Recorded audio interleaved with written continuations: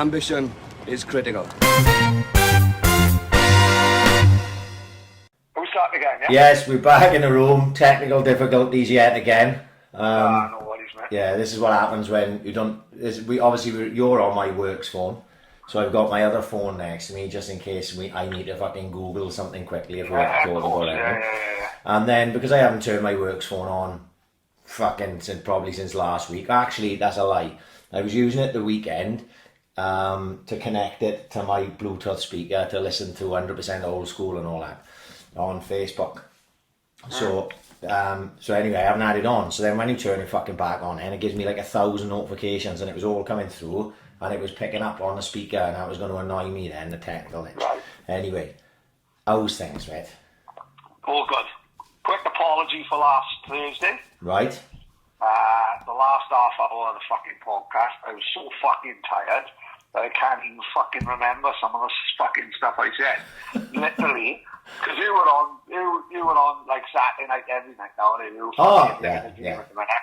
And it was like fucking 10 to 12, and I had work at 3, and I was like fucking out. He was asking questions, and I was like, "You are tidy, is that it?" And he was like, "No, that's it for that question. Busby's going in now. What's your favourite musical instrument?" And I was absolutely fucking whirling, mate. So I do apologise for that. No, I'm just a bit physically fucking knackered. You've got to be the tiredest man during this pandemic, because every other cunt is just pissed or fucking stoned. Mate, it's honest to God, I got 4 bottles of Corona, right? This is the first bevy I've had since the fucking global lockdown.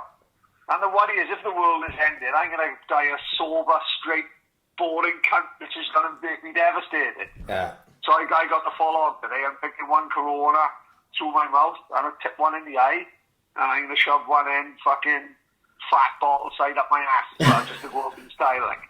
You know what I mean? Yeah, I'm on the Guinness. I'm finding it hard to take a day off, even if I'm not having a proper bevy. Especially because of the weather. Like, if I don't go back to work like one of the Jamaican bobsled team, I'm going to be very disappointed.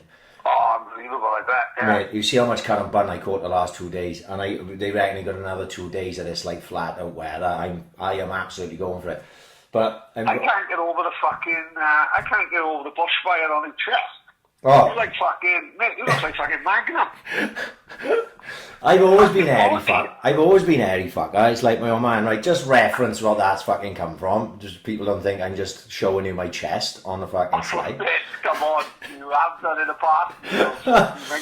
So obviously, we talked about it a little bit on the podcast last week, but the kick-ups challenge thing that I was doing on Instagram was picking up nice last week, and then after... Picking up, mate, it's like bigger than Bobby Charlton's soccer schools, isn't it? It's like when Nigel Bragg had his photo on the front of the post, isn't it? With Bobby Charlton looking over and Bobby's little dazzler. That would have been an Operation U-Tree now, wouldn't it? Bobby Charlton fingering Bragg behind Albert Park. Well, that was my attempt to be a modest pad. But yeah, it's gone quite fucking big. And it's been fucking great fun, right? And obviously, the kick-up thing, the reason why I started was because I doing kick-up challenges with my boys' football team, and I did one.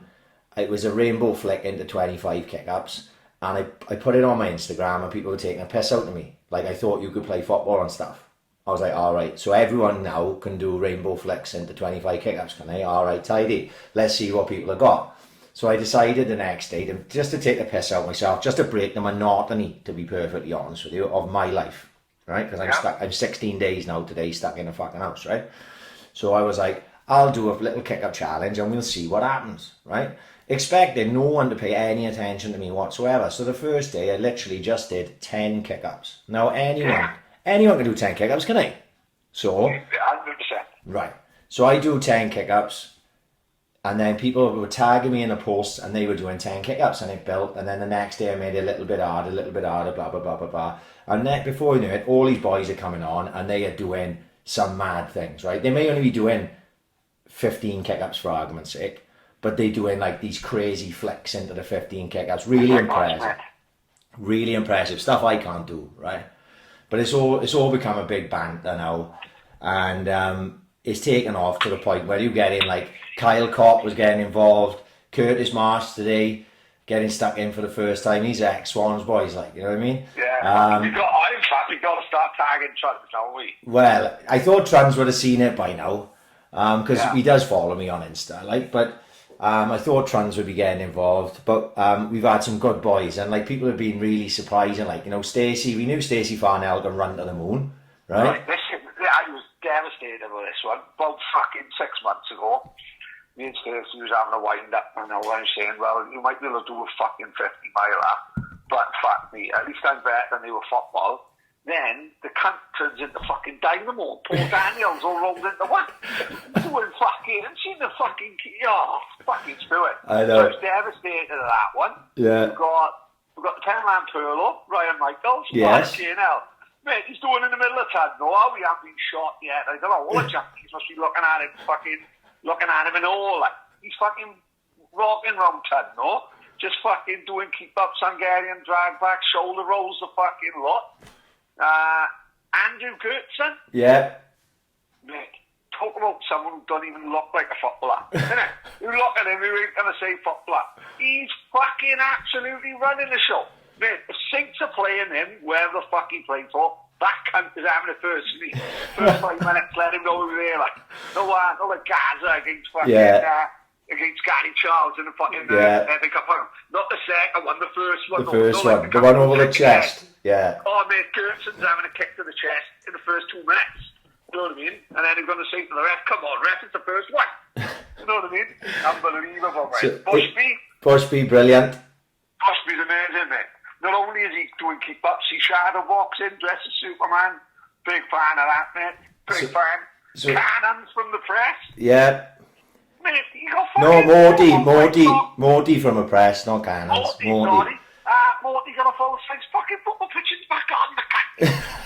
Imagine who had that as a kid. Mate, I used to see my back garden, didn't it? Yeah. Jetbo, James Dennis, and who come over my house once and took the piss out my back garden. Because my old man's an old school and he got dogs to go hunting. We didn't have pets, we had dogs to go hunting with, to kill rabbits and to hunt for meat. And all the boys come to my fucking garden. There's no back garden, there's just like dog shed. Yeah. You know, they don't sleep in the cold, they sleep in a shed out the back. Locked away with an heater on and all that. But Jetbo and James Dennis come around the house and fucking took the piss out my garden. We called it Belson, didn't we? Belson, that's what we called it. And I'll never get Jetbo chucked the fucking joint over the dog shed, didn't he? And then one of the dogs fucking ate it, lumped it, fuck the dog. My old man come back from all day, the dog was like fucking Ziggy Marley. Can't fucking believe it. You know what I mean? The dog was there fucking with Jeremy Beadle dressed in a Rastafarian traffic road. The fucking lot. My old man took him on their rabbits, they fucking walking around fucking looking for beef to cook reggae sauce with and all that. Fucking singing Iron Lions there. Brilliant. Fucking like that. Yeah, fucking Morty's fucking football pitch up the back. And Morty's got the skills and all, man. Yeah, he's been doing some crazy things. So he's sticking in the top bins and everything. Yeah, it's been fucking brilliant. Mansell launched one with an Avid, which I don't think the ball have landed yet after doing his kick-ups.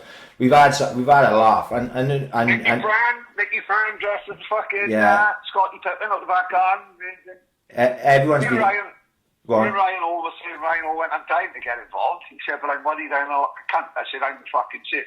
Since I said that to Stacey, and then now I feel fucking terrible now because I give him the old probably shit a football or just stupid run. Because half these runners are shit a football, aren't they?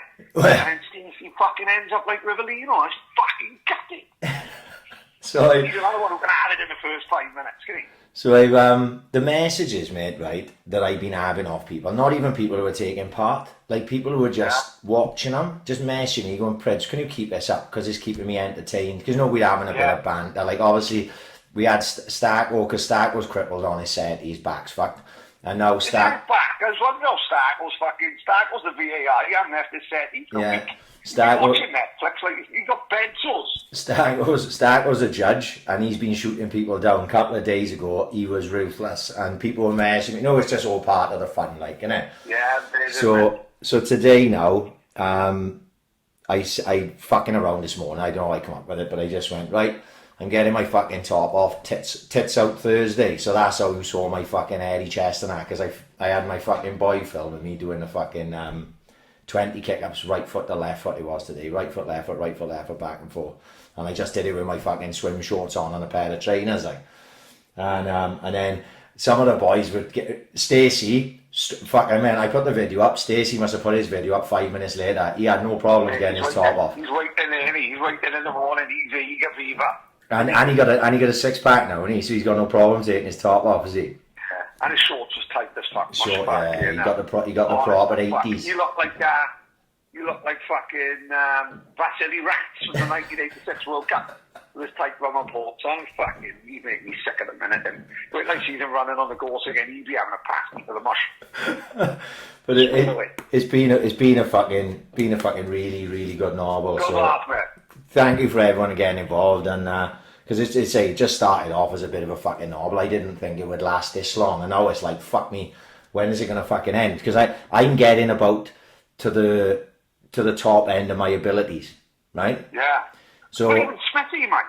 Smithy's quality. Football in his life, mate. Smithy's fucking all Smithy ever does is go watch Swans. Yeah. When's he get these fucking skills from? Mate, they're all knocking up skills I can't do. And I'm like, fucking hell, where's this going to end? Because I can't keep up with these boys. I'll be setting a fucking challenge and not being able to do it myself. Yeah, Ryan Michael, like Penman Pearl, like he's doing round the world a lot. It's making me sick. Yeah. Everything I hate about football, these boys. But no, it's been a great break from the monotony, because I can fucking tell you this now. After 16 days in the house, aside from a couple of runs, 3 runs I think, aside from that, every day is the same. You know, have you seen Out of curiosity, is it hard work? Hard work, man. Right? Really? And let me tell you why, right? Now, obviously, this ain't gonna fucking be the same for everyone. I can only speak for myself, right? So, like, I enjoy my own company, right? So I'm happy to be on my own. So when I'm in a taxi, I'm on my own, you know, driving between fares and that. I get to spend quite a bit of time on my own, you know. And then when I come in the night, then I'm with my missus and the kids. But it's only for a short period, really. It's sort of from, say, 5 till about 9, and we're all going to bed, let's say, right? And then I'm back up, I'm back working. There's people jumping in and out the car, but a lot of time I spend on my own. And then let's say when I was off, right, when I had my nose operation, I think I was off for 16 days, right? But all that 16 days, for majority of it, the kids was in school and Tina was in work. So I'm on my own. I'm the king of the castle, aren't I? I'm sitting down, I watch a bit of Netflix. I was playing fucking Grand Theft Auto 5 on the fucking Xbox. I fucking have a tug. You know what I mean? I fucking whatever. Fucking dunking custard creams in cups of tea all fucking day. It was living a dream. But the difference is now... Well, the difference is now... I'm here all day with the kids, right? And Tina's in work. And me and the kids gets on fucking great. But it's like Groundhog Day. I'm getting, right, because they're in the same position as me. So they're not used to being stuck in the fucking house. So they've been in a few days before I have as well, like, because they finished on a Friday. And all they've got to entertain themselves is a TV, the fucking pads, Xbox, or they play football out the back garden or goes on a trampoline. That's it. Yeah. Right, so 16... Which ain't bad, mate. It's not bad. Oh, no. Different, like, let's be honest, like, fuck me, mate. What? They've only got the swimming pool, the trampoline, and the full-size goal? No, but fucking hell, right? Mate, that's not bad. No, but what you got to remember is when we were kids, we just go out in the street and fuck off. No, we can't go anywhere bar you, right? And I know, that's what I'm saying, I know other people will have it worse than us. Like, I'm quite lucky here. My house is decent size, but my garden's nice and big. They can fuck off waste ground up the back. What I'm trying to say is, so after 16 days, even that, I'm only saying this is at the start of the turn of the fucking monotony. Right? There's worse to fucking come, like, you know what I mean? I'm personally missing just fucking being on my own. I was really looking forward to doing this tonight. So just to have a fucking break from everyone. And it's not that I don't love my missus or love my kids. I'm just saying that after 16 days living on each other's toes, I needed to fucking get a little bit away from it, like, you know? Yeah. So I'm going running in the morning, and I'm going fucking running. I'm not just going running around the corner. I'm going to fucking put a big 2-hour half marathon in tomorrow. Yeah. So I can just... I'm just going to go out so I can fucking clear my head and come back in and try and have a good day. It's weird. It's like being in a fucking nice prison. Just put it that way, like, you know what I mean? I'm starting to get an understanding of what it must be like just being locked in. You know what I mean? Because when you see these boys that get locked up, they say the worst thing is the boredom, and I can sort of see that now. And the thing is, I can't just like, if I got my kids with me, I can't. Right, the easiest thing for me to do with my kids, if Tina's in work, the easiest thing for me to do with my kids would be just give them breakfast in the morning and just go on the Xbox, boys. And I'd have the day to myself till Tina come home, right? But that's not the way I want to do things. Yeah. You know what I mean? I don't want them just stuck on the Xbox, like, and shit like that. I want to go out, play with them and kick the ball around and fucking mess around and that. But even then, like, you come to this point and you're running out of things to do. So it's just the way it goes. Everyone's in the same boat. You know, we speak to anyone. I'm quite lucky that my kids are a bit older, so I can talk to them. You know, imagine you had young kids who don't understand. Yeah, I think you've got to lie different, man. I'm quite lucky, and Tilly's like fucking. I told him before, I'm probably the worst fucking father I ever known. Like, she's my fucking mate. Technically, it's gonna bite me in the ass one day, but you know, I don't know. It is what it is, and it's fucking right and it's wrong. But like I said, she's more than happy in the house, mate. We're lucky. Like, this isn't killing her stuck in because, like you said earlier, she's really happy in her own company, really, really happy in the house. There's always something for her to do. They got their phones now, and they're constantly on the fucking blower. Teddy's social life, randomly, I've gone sky high.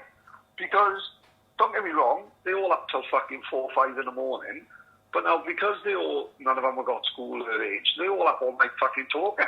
Just the equivalent of them being out when they're on the phone. Yeah. So, like, she could be, like, having 6, 7, 8 people talking all night. Up till 4 or 5 in the morning, which, don't get me wrong, isn't ideal. I'm going to fucking work and she's fucking still awake. Yeah. But you know what? This is a one-off situation, innit? You know, our mate Rob Beckett had shit for this week, innit? All the yummy mummies fucking, they're not going to let their kids on the Xbox, they're not going to do lessons. If I wait to tell you up at 9 o'clock and said we're doing geography now, she's going to say, Dad, fuck off, go to work and fucking give. She ain't going to be having it, and rightly so. This is a one-off situation, innit? If she wants to stay up till fucking 4 o'clock in the morning talking to her friends, you know what? Crack on. We got all our life for the fucking serious shit. This is not the time to be fucking serious, in my opinion. You know what I mean? Yeah, no. Like I said, I'm probably a bad parent. I got my hands up there. But you know what? She gone from school, you know, fucking... No one's in school at the minute, so everyone's up. So it's not just her up. So whereas the other kids are probably hiding the fact they're up all night talking to their mates, Tilly will fucking gladly open the door and say, Dad, they're going to work, are they? Yeah. Have a good day. Wake me up at 3. Yeah. You know what I mean? Yeah, no. There's no right, there's no wrong, unfortunately. No.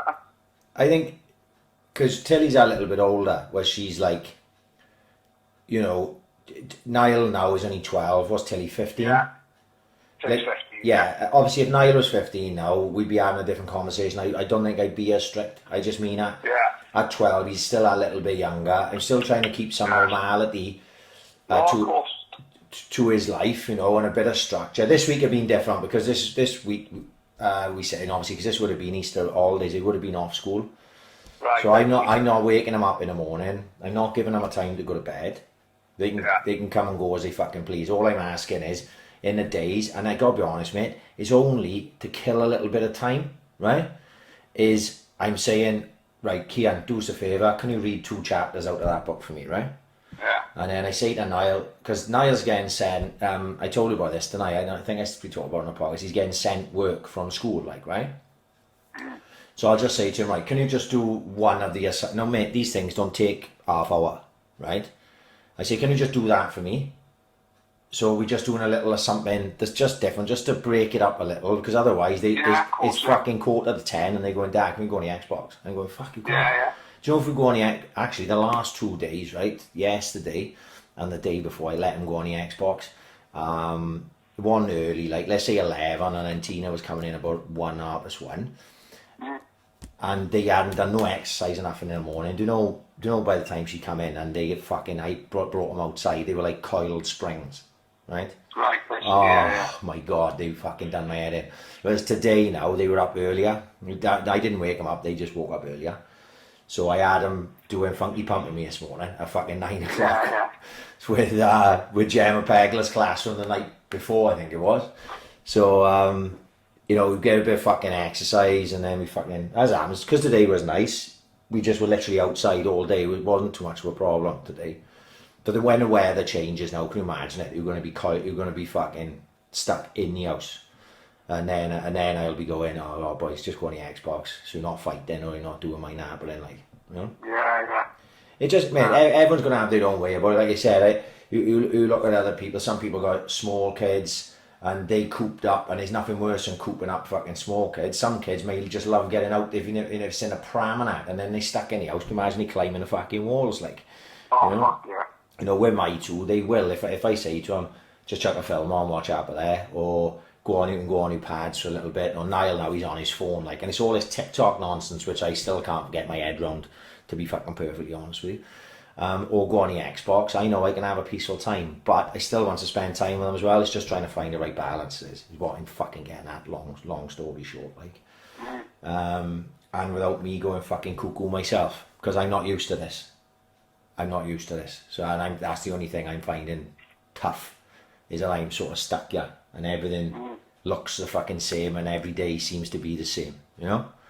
Yeah, so, fuck yeah. Man, I'm trying to find work for myself. It's fucking crazy. Like, you know what I mean? Things that I would never have done before. I'm going, oh fuck, I may as well have a crack at that. Just do that. I'll go and clean behind the TV with the head, or I'll go and fucking, I don't know, just to kill a few minutes, like, you know? I fucking got paid and all that. I fucking had to get sandpaper from B&Q, right, randomly. Yeah. Goes up B&Q. There's like a lucky man in the car park. I'm walking around with a spray. Right. Right, so he's guiding me into the car box, like, really quiet. And he's there with a spray in one hand, surgical glove in the other, guiding me where to park. Right. So I literally think, he's like, no spray, no lay, no one revolution. I think he's going to spray me with fire, Right. Right?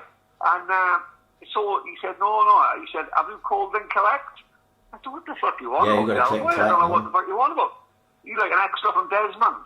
And I was like, what's the matter? He said, oh no, it's all call and collect, click and collect. So you've got to order your nonsense before it goes in there. Now that's not being came from me. I like to look on the fake grass, maybe try and rob a couple of paintbrushes and shit. Yeah. You're not getting away with nothing at the minute, especially with no spray, no lay. No, I thought he was going to try selling me a couple of tag watches while he was there.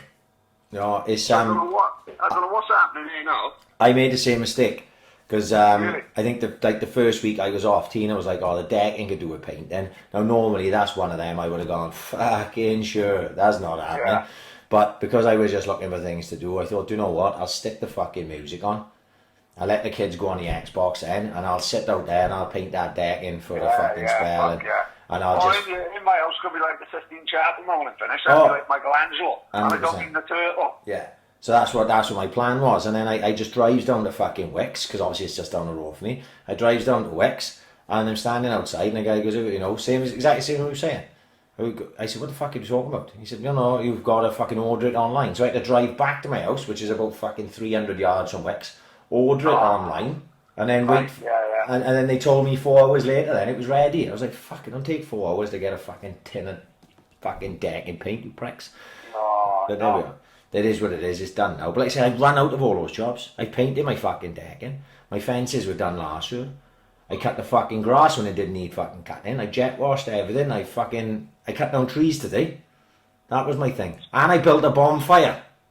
And then... Yeah, like, hang on. The day I see on Facebook, the police saying that, no bonfire. Well, that's where we go, isn't it? The atmosphere. Who turns you gardening to fucking buy Maggie decks? Well, All the Mansfield boys built the bonfire. Yeah. And all the boys from Warwen used to burn it down 3 days before November the 5th. Yeah, well, this is the thing, like, right? Because we've talked about this in the past. My neighbour, he's an old fella, and he don't give a fuck about his house. He don't give a fuck about his garden. Basically, I got free reign in his garden. I've been actually the fucking weeds and the tree, everything you can think of that's been growing out of his garden. I killed it over the years and just burnt it right at the top of his garden. So my other neighbour on the other side was cutting down some fucking trees. I said, give me him. I said, I'll have him, and I'll build a bonfire. So there's me now, Joe Twat, this afternoon, just looking for something to do. Fucking builds this little bomb. It's only small, but I got way more to go on top of it. It'll end up quite big. And I turned around, my missus goes, you know you can't burn that, right? I was like, why? I've been grafting, right, for about an hour and a half at this point. She goes, yeah, it just said on Facebook. I said, well, I don't give a fuck what it says on Facebook. She said, no. Yeah, fuck Facebook. Yeah. She said, I'm taking my fucking family fucking rules from Facebook. They can fuck off. Yeah, and Mark Zuckerberg's a nonce. You know what I mean? So I just went... Oh, 100%. So Zuckerberg could have had any fucking bird in the world. He's a gazillionaire. He ended up with that ugly chinky bird. What's that? Tell me there's not something wrong with him. Huh? So he ended up with a Chinese bird who looks like a geezer. Yeah. He could have any fucking woman in the world, though. He's just a gimp, isn't he? By nature, he can't help it. But I just... He can't help it. An ugly Chinese girl looks more man than him. So Fuck that for a giggle. I'm looking at it going, am I going to... So I sits down, I has a little fucking Google, and I can see... Basically, I understand what they were saying. What it was a lot of the people that were saying no fires. It was like fire services, local fire services, or please don't have garden fires. We got enough on our fucking plate. We don't need to be coming and putting fucking garden fires out, you pricks. Which I completely understand.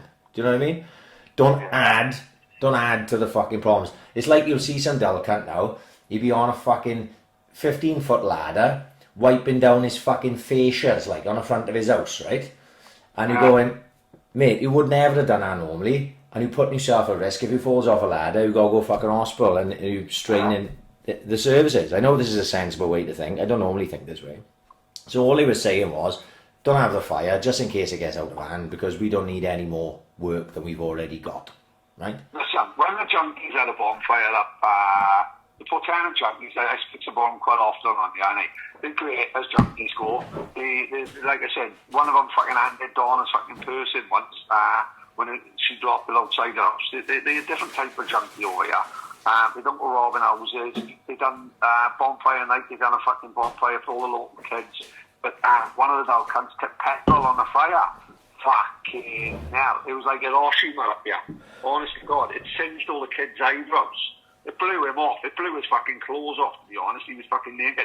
You had to get red to dead up Kilvale. It's fucking crackers. All the junkies over here, they're all nice people. They all social distance in the lot. They all fucking got 5 metres between them when they're walking up the shop to get their fucking Rizzler. Mate. It's fucking mad. They're the nicest junkies in Swansea. You will not believe this, right? This is fucking genuine. I went running... What day is it today? Thursday. It was Saturday morning, I think it was, right? And I go running down Carmarthen Road. So as I go down past One Way and Chippy, so you've got the turning that goes up One Way Hill, yeah? Yeah. Right behind there, the smackheads must have been waiting for a drop-off, right? And there was about 6 of them, right? Now, I know that's a bit of a drop-off spot because I've fucking taken smackheads there before in a taxi, right? And there was about 6 of them there, waiting for the drop-off, all social distancing. It was strange to look at. What the fuck? And I'm just jogging past, right? And it's dead quiet because it was early. I went early. I went like 8. No, it couldn't have been that early. It was before 12. And anyway, before 12, right? And but it was quiet. You know, it was dead. It was Sunday morning. It was dead quiet. It was like 10, half 10, and I'm fucking running down, and they all turn because they go, oh, is that the runner? As in regards the runner with the gear, and I'm just fucking. They didn't realise it was Moses Kiptanui. No, yeah, it was the Mount Pleasant fucking Moses Kiptanui. I just fucking went straight past, and they were all looking at me. I'm just giggling to myself, going fucking hell. Because they were the first fuckers. No, I don't know if they weren't the first fuckers I thought about. But I was thinking, like, how would... You think about it now, right? How smackheads' life works, right? They're literally, their life is score, get off it, come round, find some money to score, go and score, and the process is, that's just the circle of their process, is how it goes. Or as we used to call it, Saturday, yeah. So, but they, if they all are shot, a lot of these smackheads, right, they fund their drug habits through crime, don't they, right? So a lot of it will be petty crime. A lot of it will be like going into fucking Wilkinson's and stealing fucking shaving foam and shit like this, right? They steal meats from Tesco's and they sell them in a fucking full moon and shit like that, like, right? And then obviously that escalates and you get these fucking rogues and the burglar houses and whatever the fuck else, right? There's all sorts of scams that go on fucking day to day to fund the drug trade, right? And fund people's drug habits. So if you're a smackhead now, and all the shops are closed, everywhere you would go to fucking to steal shit or whatever the fuck you do, that's all gone. So how the fuck do you continue to have a habit? They must be fucking smackheads clucking all over the city. Fucking man. It was one of the ones, how the fuck? And the thing is, at the minute, you can still get around. Like I said, there was 6 of them standing behind them fucking one way, down in one way chippy. It's fucking 10:30 in the morning. But what happens if there was a full lockdown where you would not be allowed out? I was amazed because I'm going to myself, where's the old Bill? The old Bill are pulling fucking divs off of beaches, like, but there was 6 smackers standing behind fucking one way chippy. You know what I mean? Yeah, of course. So it's strange. I think of weird things like that, especially at this moment in time when I got nothing else to fucking think about. You know, how do the fucking druggies get on? Like, look at Studio 95 closing down. Fucking dark day for the city. What are all the brasses going to do now? You know what I mean? You just go to yourself, what the fuck? What happens there? You know, because that is, whichever way you look at it, that is a way of life for those people. Yeah, but imagine if the Prosies were in Studio 95 when lockdown was closed. So they all just fucking stuck in studio, like all fucking leading each other off all day, innit? Well, they should do live streaming then. I'd rather see that than fucking Dylan Richards with birdies, wouldn't it? Oh, fucking hell. But the other thing, apart from the kick-ups, right, I guess that I've been getting nominated in fucking everything right now, right? So first it was like, shave your fucking hair off for the NHS or something, right? Yeah. So, like, for you now, you shave your hair, so it would make no difference to you. But to me, I'm still holding on to what little I got left. I said to my missus, I was supposed to have my hair cut that week, right? I'd arranged with Lindsay to go in like the Wednesday to have my hair cut, and then it fucking was locked on. And Lindsay shut the shop. So it was fucked. So my hair now is at that point where it's past where I would normally have it cut. And it's like, you've got to make a decision. You either go in fucking completely bald, or you go in, you know, Jesus and Nazareth. You know what I mean? And I decided to go fucking long. Big bouffant, afro, whatever. Big fan of that. Well, go the opposite, innit? Don't be like everyone else. You know what I mean? End up like Colin Jarvis and that. Yes. Well, we'll see. I've never grown my hair.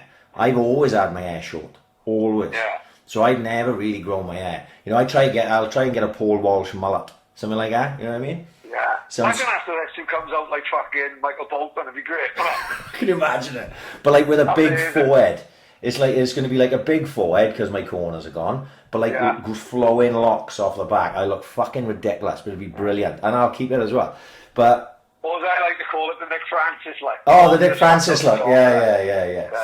And so that was the first thing, was the head shaving. And to be fair, my missus, I thought she'd just go, yeah, shave it off, you look a prick. She's like, don't you shave your hair off, it'll never come back. I was like, all right, best off keeping it. So then... It was the tea bag in a cup. I know that sounds terrible. I didn't have to tea bag anyone. It was... sounds like Johnny Flew fucking sticking his balls in my mouth in a party. Tea bag in a cup on a volley, right? Did you see that one? So basically, you get a tea... Oh, again, Stacey the prick, Rivellino fucking doing it first time. Yeah, right. So there was a few... I seen everyone. I got Ryan Michael was one of the people who tagged me in. Dickie Dark tagged me in. I'm looking at this, and immediately I looked at it and went, do you know what? That is one of the things I get so easily frustrated with that I will fucking set fire to the kitchen like. And I tried it. I give it about 15 minutes effort. Nearly threw a fucking cup through my fucking window. I went, I'm not doing that for the safety of everyone in this house. And then I fucked that off. But then I'm getting tagged in these fucking neck nominate things, right? It's like people are trying to enable my alcoholism. I'm already fucking stuck in the house for 16 days having a bevy. Not every day, but not far off. And now they want me to down pints at fucking 11 o'clock in the morning. I'm like, fuck, we've got to draw the line somewhere, haven't we? You know what I mean? Like I said, Swansea's full of pissheads, fitness fanatics and junkies. And I love it for it. I love it. It's fucking great. I think I could probably tick all those 3 boxes currently. I'm... Yeah. It's full of like junkies, pissheads, keep up challenges and fitness fanatics. I got a full house. Yeah. It's fucking it's honestly strange time. Like I said, I said last week, I'll go back to work fucking alcoholic, but I'll be fit as fuck.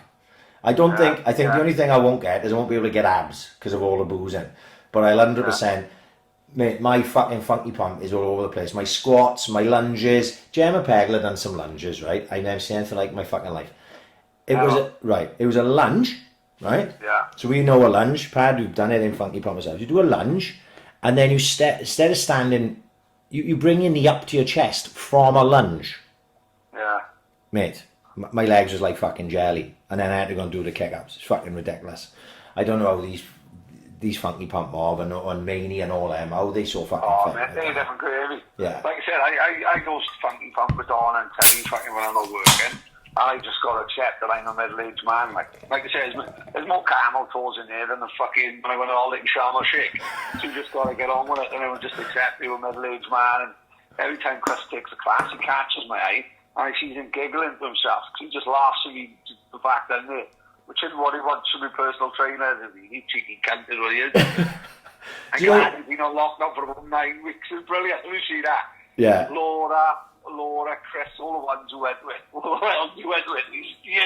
They've been on lockdown for about 4 months before us. They've been on lockdown since 1983. It's fucking brilliant. Chris must be pulling his fucking hair out. Well, that's not them.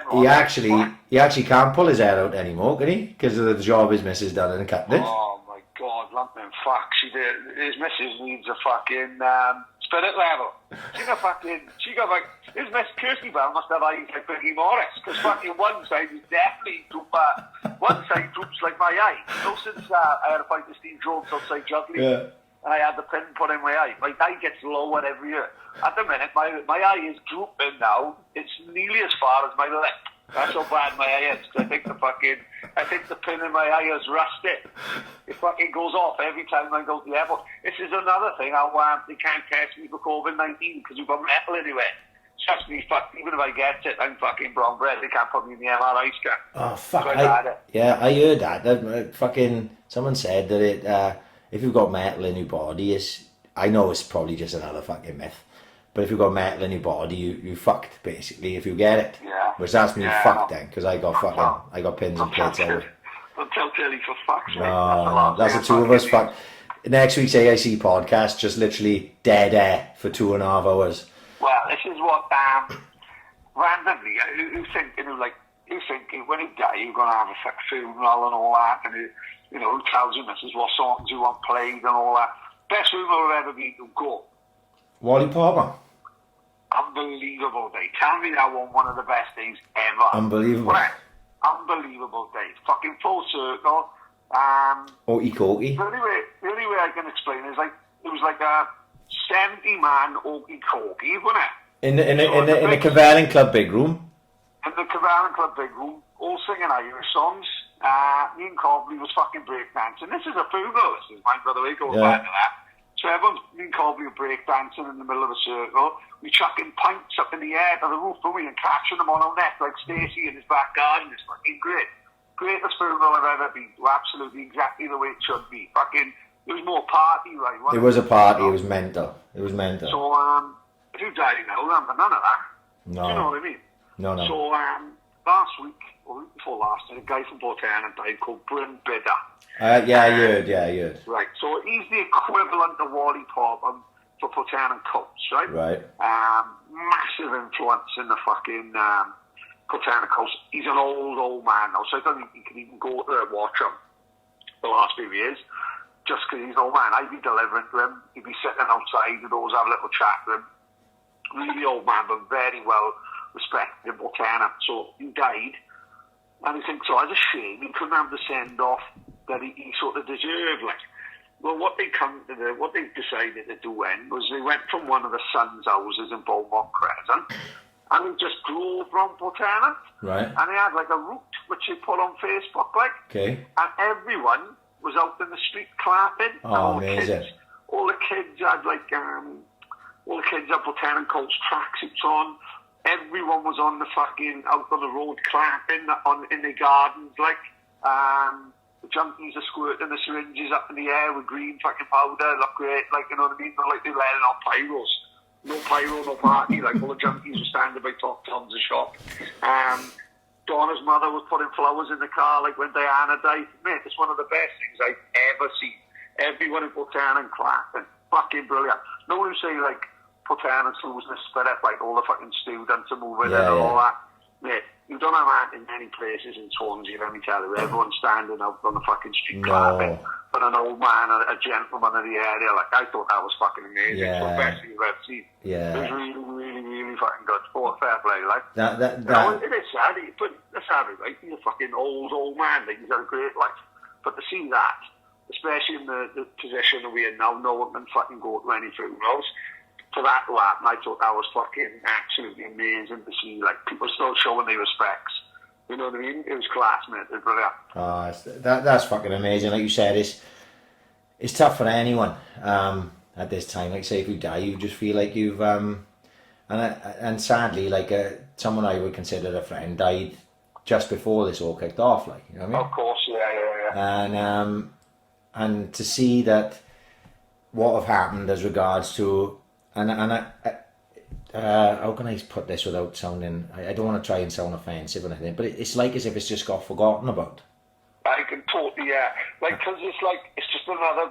Whereas if someone died, like, say 6 months ago, it'd be a big deal. Like, but at the minute, they just seem to be a statistic and a number, isn't it? Well, they just think, oh my god, they're just a number. This is the thing. They don't have the big celebration that they fully deserve. Like that bit as a one-off, innit? That won't happen every fucking day. Like, you know what I mean? It is fucking. That's probably one of the biggest shames. Like, that's probably one of the biggest worries. Is people are dying. People are going from being ill to dying in the space of a week and a half. It's fucking scary, like. Yeah, and the thing is with that what I'm talking about, obviously his death was not connected to coronavirus at all. Yeah, you know, of course, it was completely unconnected, and it was completely out of the blue. It completely took everyone by shock. Young man, younger than me, and it was like, because he was so well liked. And I think I should probably give him a shout out. This is Dean Leeworthy, because there'll be people. Very popular. This will be people listening who know who Dean was. One of the fucking nicest guys, and I mean genuine. I know people say that about people. Fucking. No, you said all along, didn't it? He was, honest to God, one of the nicest people. He was one of them people. When you see him, you're genuinely happy to see him. You're like, oh, fucking lovely boy. Would do anything for anyone. And he just died out the blue, like, you know. I won't go into details, right? But he just died and took everyone by shock. And then, like, obviously Tina and him sort of known each other. He's from round this way, so they know each other since they were young. And actually, he's more Tina's brother's age than Tina. But anyway, and it was like, right, so, you know, when's the funeral? Because we're gonna go. I think my mother or Tina's mother were gonna have their kids. We were gonna make a proper. You know, because that's so much. It's Dean's funeral. We are fucking going to make a big day of it, like, you know what I mean? To show respect to Dean. And then this happened. This all come along. The lockdown came, and that's it. Done, dusted. Tiny funeral with a handful of fucking, you know, close friends, family, and stuff. Terrible. And it's sad because you still think, like, even now I forget. I go, fuck me, that should be on my mind all the time. But obviously with everything else going on, it's not on my mind all the time. And then I go, oh Christ, you know, Dean didn't get what I think he deserved, like, you know what I mean?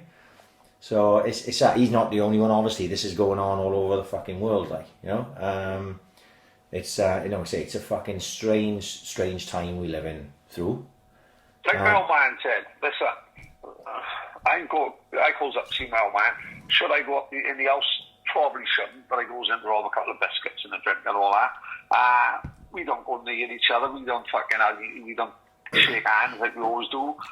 Randomly, we shake hands. We've always tapped hand. Like, we've always tapped each other's hand when I'm leaving. And I'm only noticing now because you can't do it. Like, it's a funny. Like I said, I goes in the house to see him because the fucking thought of my old man not seeing anyone for fucking 3 months is gonna kill me. Like, but like my old man said, he said, listen, if the fucking Prime Minister can get it and Prince Charles can get it, then if it's coming to you, it's coming to you. Simple as that. Like, have you seen the film Contagion yet? Mate, I've got it all down here. I've been on a watching spree. Right. So you've seen Contagion. Have you seen it? I saw it years ago, and then last week, or the week before last, it's been on Netflix for fucking years. They took it off Netflix and put it on Amazon Prime. You could only buy it, right? You could only buy it, rent it. Because then on Netflix, everyone was watching it. They must have thought, hang on, we're missing the trick here. Then they took it off Netflix, but now this week it come back on. Yeah. So I whacked it on. Lumping, fuck. How spooky is that? Mate, the end of the film. Can we talk about the end of the film? It's been up for years, we may as well. Spoiler alert. Spoiler alert if you've Spoiler not seen alert, like- Contagion. I think you can guess what fucking happens anyway. Yeah, but at the end of it, how is that so similar to what's happening now? Yeah, every part of it is. Even when they're talking about social distance, the only difference with this film is they've ramped up the numbers and the effects of the disease. Yeah. But apart from that, it's exactly the fucking same. Yeah. Even the spread throughout the world is exactly the same. In the film, the disease that obviously is not coronavirus or whatever it is in the film, it is more severe, isn't it? And the numbers are higher, everything's higher, the percentages are higher. Obviously, because that's for dramatic effect of the film, like. Of course. But the actual process of going from patient zero to the sort of when it all sort of dies down or whatever, we are living through it. We are living through that film. It's just not we're just living through less numbers. Yeah, less numbers, less extreme version of that film. And then when you see the end, because at the end they explain how it began. It's pretty much it's identical. Exactly the same. If they tell them the truth about how it comes, and you can more or less pinpoint it to the fucking week or something, it's exactly the fucking same, isn't it? Yeah, it's identical, near enough identical to what the official story is of how this pandemic has begun. A mixing of DNAs of viruses of different animals that got into the food chain that infected a human being that passed it here, there and everywhere and went around the world and blah blah blah. That's it. It's fucking mad. I watched it Tuesday, I think. I watched loads this week. That was the first thing on my list that I watched. I'm fucking gonna sit down. I actually watched it with Tina. Me and Tina watched it last Sunday. I said, watch this with me because this is about what we're fucking going through. And she's not big on films, but she was like, wow, this is fucking spooky as fuck. And I'm like, I know, any fucking string. Good cast as well, mate. Brilliant. Everyone's in it. Mate, I'm a big Matt Damon fan. Loves Matt Damon. Good Will Hunting is on my list of films that I can just continually watch over and over and over and over. Fair play. I think that because they wrote that, didn't they? Ben Affleck and Matt Damon wrote Good Will Hunting. Yeah, of course they did. Which I always loved it more because I knew that they wrote it. Does that make any sense? Because it was like, it was their like passion project, and then obviously you've got Robin Williams in it, who I think won, or was at least nominated for Best Supporting Actor if he didn't win it. They won Best Screenplay for Good Will Hunting. It's one of my fucking favourite films of all time. So I ended Matt Damon in, I'm at least prepared to have a look at it. Good cast, good story. Spooky because I think everyone should watch it. If you've got Netflix, it should be literally the next thing you watch, I think. Yeah. You know? Another good fucking virusy type of film that you should watch is Outbreak. You must have seen Outbreak. Right. Dustin Hoffman, is it? Dustin Hoffman, Cuba Gooding Jr. Right? Yeah. Is that one that goes into a cave with all the monkeys, isn't it? Basically, yeah. It's like a monkey virus that gets basically gets. A random fact before it goes on about Outbreak. Fucking now it's on my head. Don't ask me how I remember it. No, the original Planet of the Apes film. Yes. Right then. So big fan of that. Right. Are we talking James Franco Planet of the Apes, or are we talking about Charlton fucking Heston Planet of the Apes? Talking about Charlton Heston. Although I am a big fan of the new ones, like. Yeah. But they were saying like in the 70s when they had all the like Cornelius and all the monkeys and all that. No one used to go for dinner. Right. They'd say randomly, and it wasn't planned or nothing. It's just how it worked out. Like no one ever they went for dinner. All the monkeys and the apes and the chimps would sit in one corner, and all the humans would go to the other, and they wouldn't mix and all that. Right. Okay. And fucking Roddy McDowell and all them none of them would mix with Charlton Heston and all the humans randomly. Just because like, they were all dressed differently, like. Yeah, in a mad like the herd mentality happens, like just because they was all in fancy dress. So that must be like prison, right? So like, let's say you go to like an American prison, they reckon like all the Mexicans sit over here, and all the whites sit over here, and then all the blacks sit over here, and that it's just literally that is what humans at their base level will do. They'll sit. Imagine that, they'd have the shock of their life when I went in, though, and I still blacked up for fancy dress and all that, innit? One minute I'd be with all the white armies, next thing I'd be walking out like Marvin Gaye, wouldn't I? I'd be with all the blood for the cribs and all that, from the cat on the ass, motherfucker, selling them, standing outside B&Q with a fucking spray, saying fucking no spray, no lay, spraying Fahrenheit on everyone as they walk past, going in to get fake grass. So, did you watch, while I remember things I watched, have you watched the James English Anything Goes with John Wedger? No, not yet. Right. I would have listened to it and not watched it, but carry on. Right. The reason I watched it is because I'm in a fucking house. Otherwise, I'd have listened to it on the phone. Yeah. We won't talk about... Is he the Prince Andrew's ex-policeman? No, he's not. Right. Go on in, I'll tell about him now. He is... we won't talk about that now, because the same as with Tiger King. Now, I've seen Tiger King now, but same as with Tiger King, you should watch it before we talk about it. Yeah. That John Wedger basically was... it was police, CID, child sex abuse detective. Right. And he goes on about everything you can think of. And he's classed as a police whistleblower. So the old bill don't like him now because he's retired and he's come out and he's just spilling the beans about all the things he fucking seen and so on. I love how all the whistleblowers always end up in the shit. Like with Snowden and fucking and Assange. I got to be honest, all they do is tell them the fucking truth. Some of the things... the American government want to fucking lock them all up. It's fucking crazy. Some of the things that he comes out with, and some of the people that he said he has worked alongside basically in like bringing out the truth, that have been nicked or died in car crashes, mysterious things like that. It is... See, the conspiracy... I know some people don't want to believe conspiracies, but trust me, the biggest conspiracy in the UK... in the last 60 years was how they hid the paedophile rings with Jimmy Savile and all that, right? Right. So Margaret Thatcher's cabinet was fucking full of paedophiles. Like, look at that, remember that big fat bastard Cyril Smith? Big fat orca like fucking fat. They're all in on it. Paedophile. This kills me to say this guy's his name, because his name is legendary. Leon Britton, yeah. But there's a politician called Leon Britton who's a convicted fucking paedophile who was in government with Maggie Thatcher and all that. Mate, they're all in on it. So if you can't believe that there could be a conspiracy regarding coronavirus, you need to look at what they hid for basically 60 years. They hid it in plain sight, and only recently has it started coming out. So you need to know that this is what the government will do if it suits them.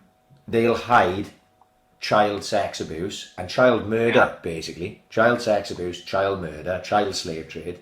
They'll hide all that for 60 fucking years, 50, 60 fucking years. So you don't think that they could also hide stuff regarding coronavirus or use it, play it in their advantage? Of course they fucking can. I think I said last week, I didn't believe the Boris had it.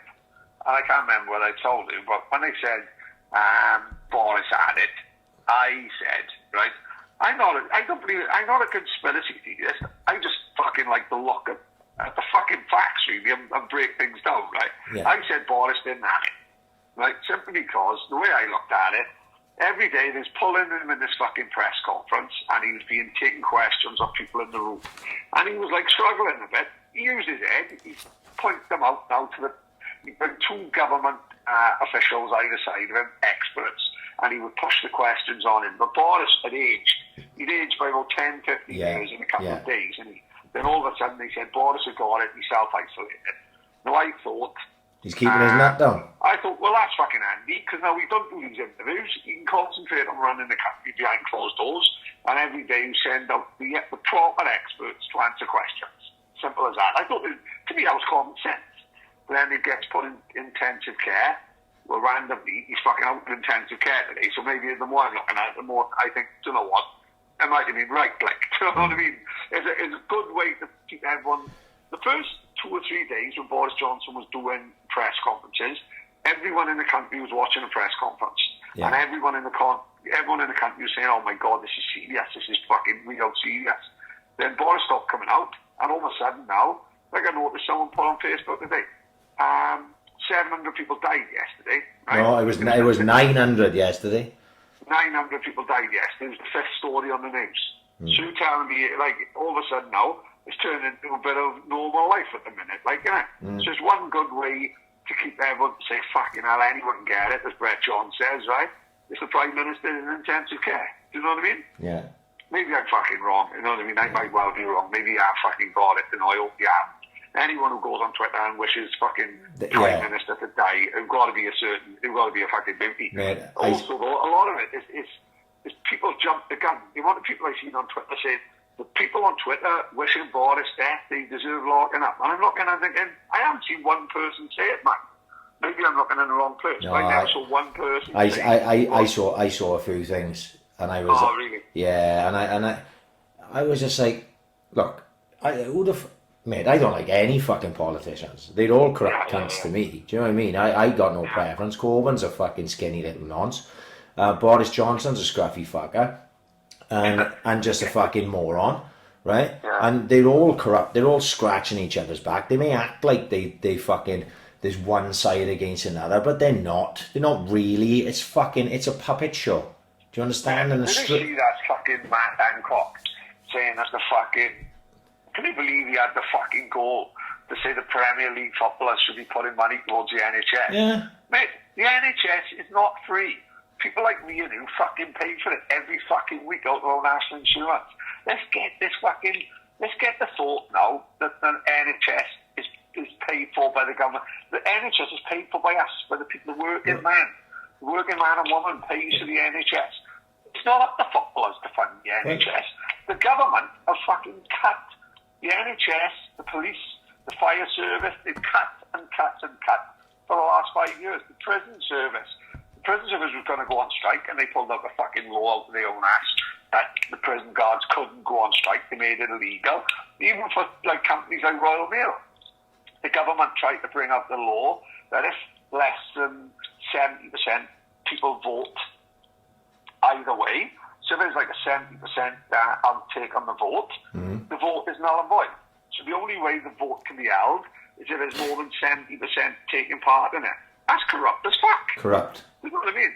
Super corrupt. And he's that fucking Matt Hancock. I've got the cheek to say, I think footballers should be doing more. No, it's fuck all to do with footballers. Yeah. Absolutely nothing to do with football, the NHS, isn't it? Well, the thing is, why pick on just the footballers? Why isn't Amazon fucking funding the NHS? Why isn't fucking Google funding the NHS? Why isn't fucking... which pay hardly any tax in the country then? Google, Starbucks, you know because at the end of the day, same again, as all the politicians scratch each other's fucking back, the politicians are scratching the corporations back, because the corporations are funding the corruption that they just continue day to day. It's all one big scam. They talk about the 1%. That's the fucking 1% in action right there. Me and you will never be part of the 1%.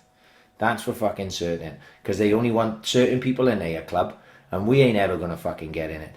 So the Bill Gates and the fucking CEOs of fucking Microsoft and Google and all these fucking things, they are on a different level to us. And the politicians, they all work, and this is governments all across the fucking world, they all work together to keep the 1% the 1%, and the 99% have to work harder than the 1% have to by miles. We fund them, you know what I mean? Well, did you see today that I don't know where this fucking true or not, right? But I seen an article today saying that all the politicians are giving themselves like £10,000 bonus each. 10 grand. 10 grand to work from home. What the fuck is Jesus Christ. You know what I mean? And there's people's businesses going fucking under all over the fucking place. Yeah. And it's like you said, you can go down a rabbit hole on that, and trust me, I have. And it just blows your mind that they're doing it in front of you. You know? This stuff just happens in front of you, and you just take it on the chin. Who's going to challenge that 10 grand to the politicians now? Nobody. Nobody can stop that happening. Right? We're all just sheep. There's nothing we can do. They're just going to do what they want. If they could turn around tomorrow and go, do you know what? We're going to give each other another 50 grand now on top. What are you going to do about it? They're just laughing in your face. You know what I mean? Yeah. So what the fuck can you do? And these are the people that, some people will get fucking massive behind, oh, I'm a fucking Corbyn guy. And then you got this guy, oh, I'm fucking in behind Boris Johnson. You shouldn't be in behind either of the cunts. Because they're not going to give you fuck all. Trust me. Not in one single fucking one of them is going to give you fuck all. So just worry about your own fucking self. Don't worry about being blue or red or being anything to do with politics. Fuck them. I wouldn't fucking give any of them time of fucking day. But obviously, as regards the Boris Johnson being in hospital thing, if it was true, I didn't wish death on no fucker. But when I did see it with my own fucking eyes and on Twitter, I was thinking to myself, what's wrong with you? What made you get up this morning and tweet that about a person? You know what I mean? I know. Yeah, what the fuck's wrong? What the fuck's wrong with you, like? But there we are. This is the world we fucking live in now, and especially with the social media fucking age, and everyone got a fucking opinion, right or wrong, and they feel like they can just go out and say, oh, fucking Boris Johnson, fuck him, and you know, like I say, they fucking pricks. Anyone that would wish death on anyone is a fucking prick in my eyes, like, you know what I mean? So that's that. As regards that, but as regards the politics of it all. You know, fuck them. I can't watch the news. I can't watch the news anymore. My missus puts it on. I go, why are you doing this to yourself? Why are you sitting here watching the news? There's nothing you can do about anything that's going on. The spread of the virus, whatever the fuck. Yeah, but I like to find out what's going on. I'll tell you what's going on. 881 people died today. That's all you need to know. I know that because I saw it with my own fucking... I saw it when I chucked the news on. It was the first thing that was on. 881 people. And aside from that, you're just stressing yourself out over things you can't control. But I say, it feels like the way everyone's going about it, as if it's, right, everyone seems to be getting on with more and more things, if you know what I mean. I heard today there's a fucking burger van on Ashley Road. On the fucking beach. There's a fucking literally a burger van. Mate, to be fair, mate, do you know the name of the burger van? Come on. Right, that burger van has been there for ages. Bottom of Sketty Lane, right? In the car park. Yeah. Wait for this. You are going to love it. Go on. Only food and sauces. And it's... yeah. Mate, let him stay there. He's like, right. He should be immune from being that lockdown. And the whole thing is mocked up like Only Fools and Horses. The same signature artwork and everything. Only food and sauces. Yeah, it's been there for ages. Yeah, it's in a great spot. Even Jason down there serving hot dogs, I love it. No one would fucking kick him out, would he? What? Right. So, this is another thing I can't work out. Why are the people going to the beach? I don't know. There's people who've never been to the beach and all of a sudden they're desperate to go to the beach. We're a mad country, we just rebels over the cause. Obviously, I goes running anyway, right? So I'm out running, and I feel guilty going out running, right? And I think to myself, no, I'm entitled to. This is what I would normally do. And when I've been running, like normally I go out running, I don't have to duck and dive through it. Right, if you go down a prom any time, right? You go down a prom and that's a fucking nightmare. I don't run down there anymore. I just run through the streets, right? And I very rarely see anyone. I'm out now, mate, I'm fucking having a zigzag across the road. Because you know we're trying to keep a social distancing. Every cunt is out, right? That was my thought process at first. I got home, and I was like, teen, fucking hell, there's people everywhere on the streets. And she's like, yeah, right, people are stuck in a fucking house, mate. I know they may never have gone out for a walk before, but they are now. So I'm understanding it a little bit more, do you know what I mean? Yeah. But as regards to going to the beach or fucking, thinking you can get away with doing things like that, it's fucking crackers. There was people having house parties last weekend. A party, mate. Don't get me wrong. I would love to have a house party Saturday and just have a fucking mad one because I'm bored. But that is fucking mad. Why would people think that's okay to do? Do you know what I mean? I know.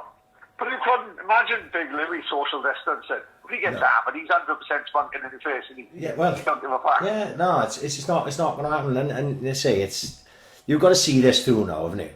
If you've started it, like I've started it, so I'm like 16 days, and the only people I've had any sort of proper contact with is my missus and the two kids. Exactly the same over here. Like, I mean, Donna, he jobs to go shopping. Tilly Ann left, you know, she's fucking keeping her fucking, she ain't even outside, you know, like I said, I gotta go to work, but in work, like they stagger in time, so some will start at 5 and some will start at 7, and like, so no one's within fucking, you know, 4 or 5 foot of you, and then out in work, and you just walk in the streets, and it, but, you know, could you pick it up? Every cunt's in the house, see? Every cunt is in the house ordering Dr. Martens and shit. They're all bored as fuck, you know? So everyone's bored as fuck. Tell you, I can't even give the big one. Tilly fucking come out the other day. She said, oh, Dad, I just ordered this, like, fucking weekend offended t-shirt. 15-year-old girl. She thinks she's fucking Tuesday, all the fucking God. Like I said, everyone's in the house bored. They're all ordering fucking shit, like. Well, people ordering whispers and all that. Easter eggs and shit. It's crazy as fuck. Well, see, I go the other way, right? Because I'm like, obviously, I'm on a budget. Like, this can't finish quick enough for me. You know what I mean? Yeah. But I've got a certain amount of time where I can just fucking go and get my fucking suntan, have a couple of Guinnesses, fucking play football with the kids, do kick-up challenges. But this ain't going to last forever, like, right? There's going to come a point where I'm going to have to go, right, if Boris don't give me my 80% soon, I'm going to be on a fucking breadline, right? Yeah. So I'm like looking into my cupboard with all my clobberers, and I'm going, oh God, will I have to sell that fucking Stone Island jacket? You know what I mean? Yeah. I'm thinking like, well, do if we've got to keep the lights on, like, well, what's the first item of clothing that I got? Bear in mind, I got about 15 pairs of Adidas trainers, right? And there's at least 3 pairs that I don't wear that are just like. Have you heard of Depop? Yeah, you are. Have you ever heard of Depop? Yes. No. This is what Tilly sells all the gear. Kills me, mine, because she'll sell like a fucking £110 jumper just for 20 quid. And she'll say, we ever like don't wear it, but well, Tina, right, so do you know what happened? Not a year ago, right? So I like to keep all my, I've given stuff away in the past, right? I gave away a Stone Island cardigan, right? Yeah. I wore it to death, to be honest, right? It was faded and everything. I bought it in 2004, and I probably got rid of it in about, I can't remember. Anyway, it was, if I'd have kept it now, I'd probably stick it back on. No one of them, like you said, with you with Stone Island, when you stuck it up in the cupboard, pull it out. To God, I thrown loads of stuff out. My missus won't throw nothing out, right? There's bags, right, that I'd have thrown out 10 years ago. Big Burberry fucking bags. She used to buy it. It used to be a Burberry outlet. Yeah, Treorchy. We went up there, the 4 of us. Yes, it was a Burberry outlet in Treorchy, wasn't it? And she bought loads of bags and that from me in the 90s, right? But she kept them. I'd have thrown them. I'd have put them in a bag and took them up. Where they were using the clothes. Yeah. And they put 2 foot in it when they're not looking, and they get you an extra 2 quid. And I'd have thrown them all. She kept them all. Tell you now, we've got fucking 4 Burberry bags.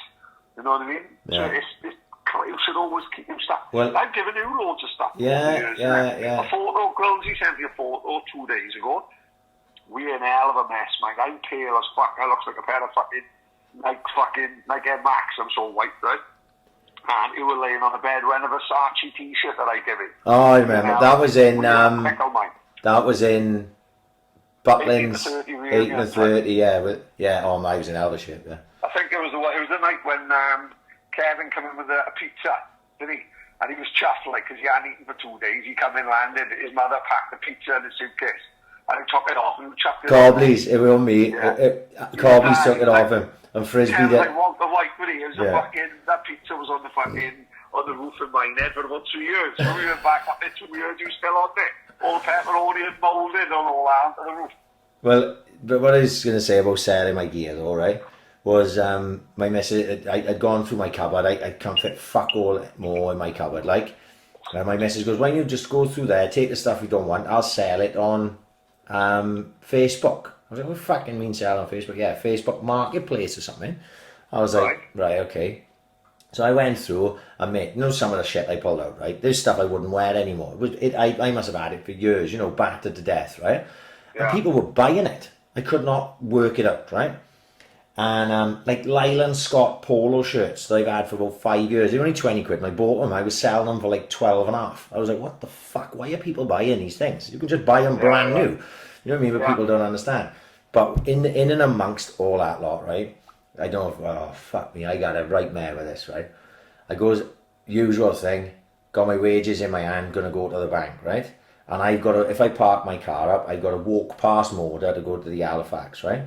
Yeah. I walks past Moda, I got a fucking lump of money in my hand, and it just always calls me. It's like heroin to me, like, and I'm going, for fuck's sake. And I go in and they clock me. I've been shopping in Moda, Robury's obviously before Moda, right?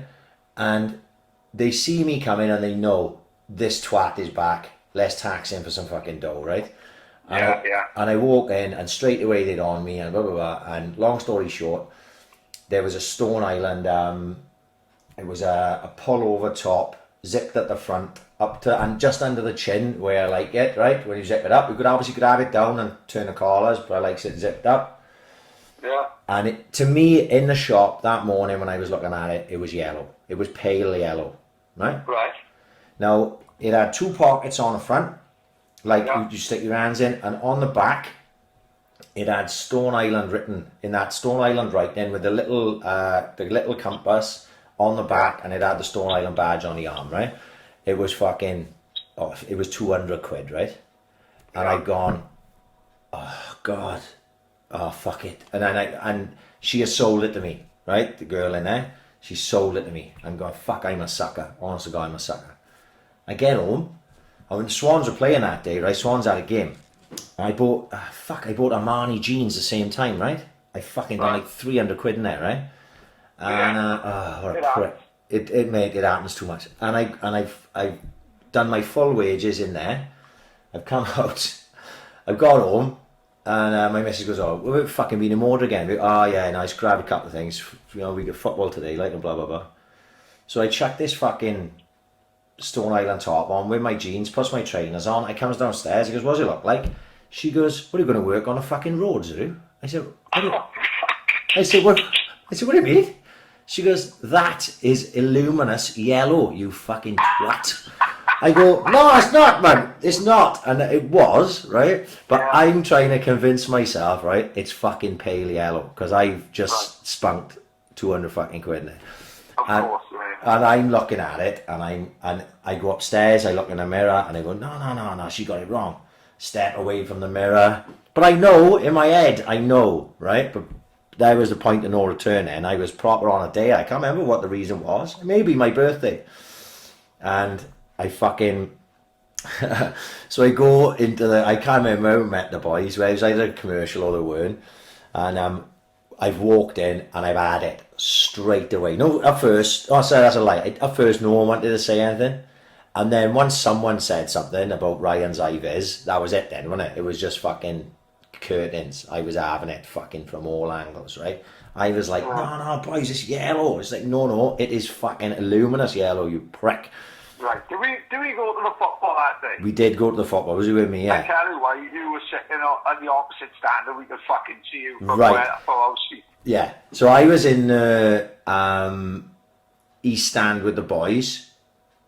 I think, whichever way it worked, whatever stand I was in, I can't remember. But Geoff Baglow was in the north. I was in the east, and Geoff Baglow was in the northeast, just across from me. And Geoff took a photo of me, and in the crowd, you can't make out my face, you can just make out the top, right? Because it looked like one of the stewards was sitting in amongst the fans. Yeah, right. Do you remember? Yeah. And I was absolutely fucking spewing. I was spewing. I could not wear that top anywhere then, again. 200 fucking quid fucking Stone Island, and I used to wear it underneath my Napa Bajee. When it got really cold, it was really good quality, that top was. I was really comfortable as well, which made it even worse. And I used to wear it when it used to get really cold, when I used to go and watch the kids play football. I'd wear a t-shirt, then I'd wear that, and then I'd wear my Napa Bajee, the big...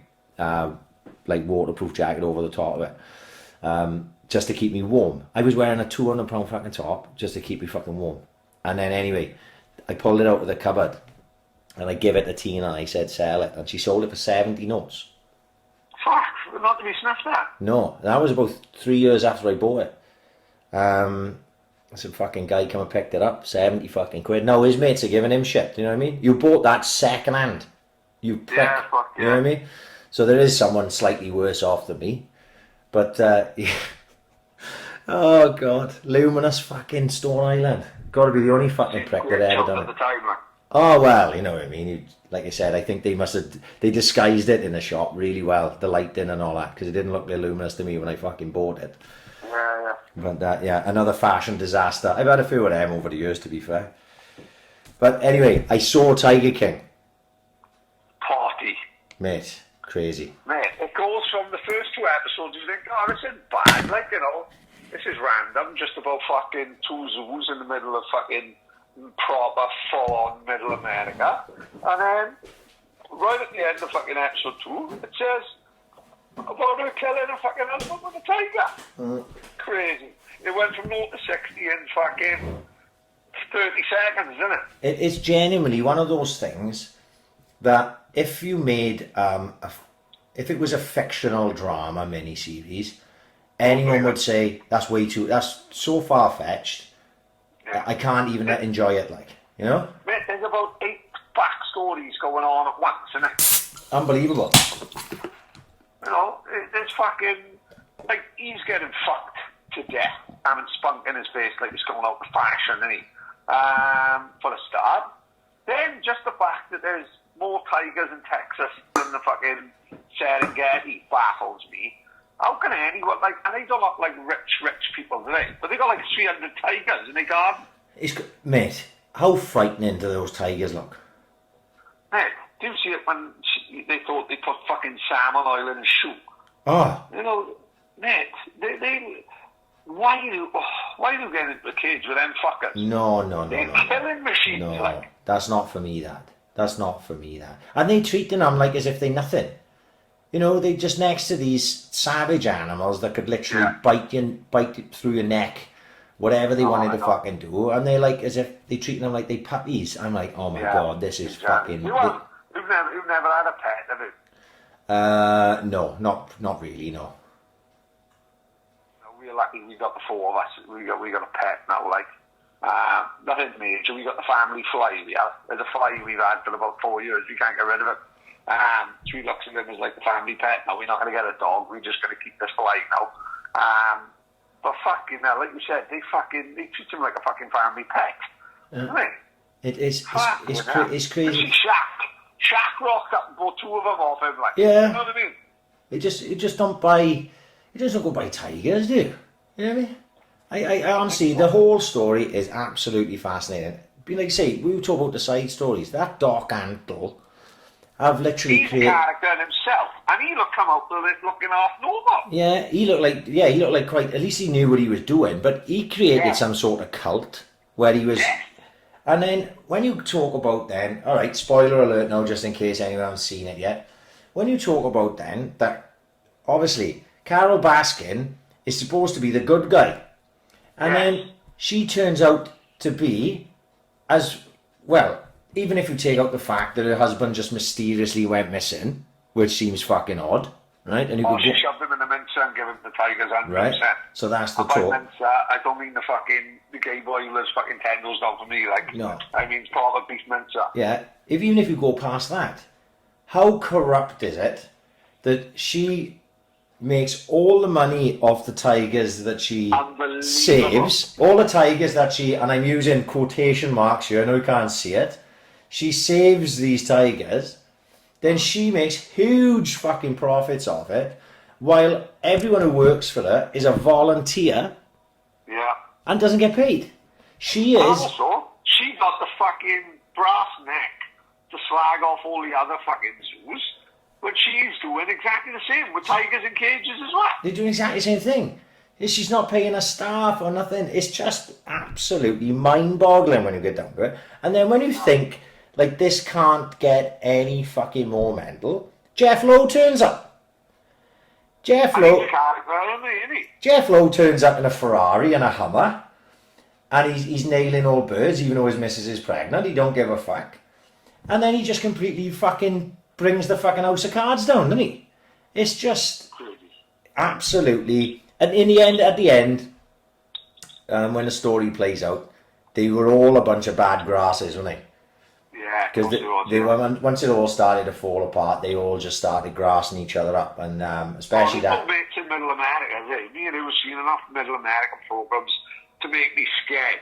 Yeah. Imagine driving through these towns, man. No. I wouldn't trust the police.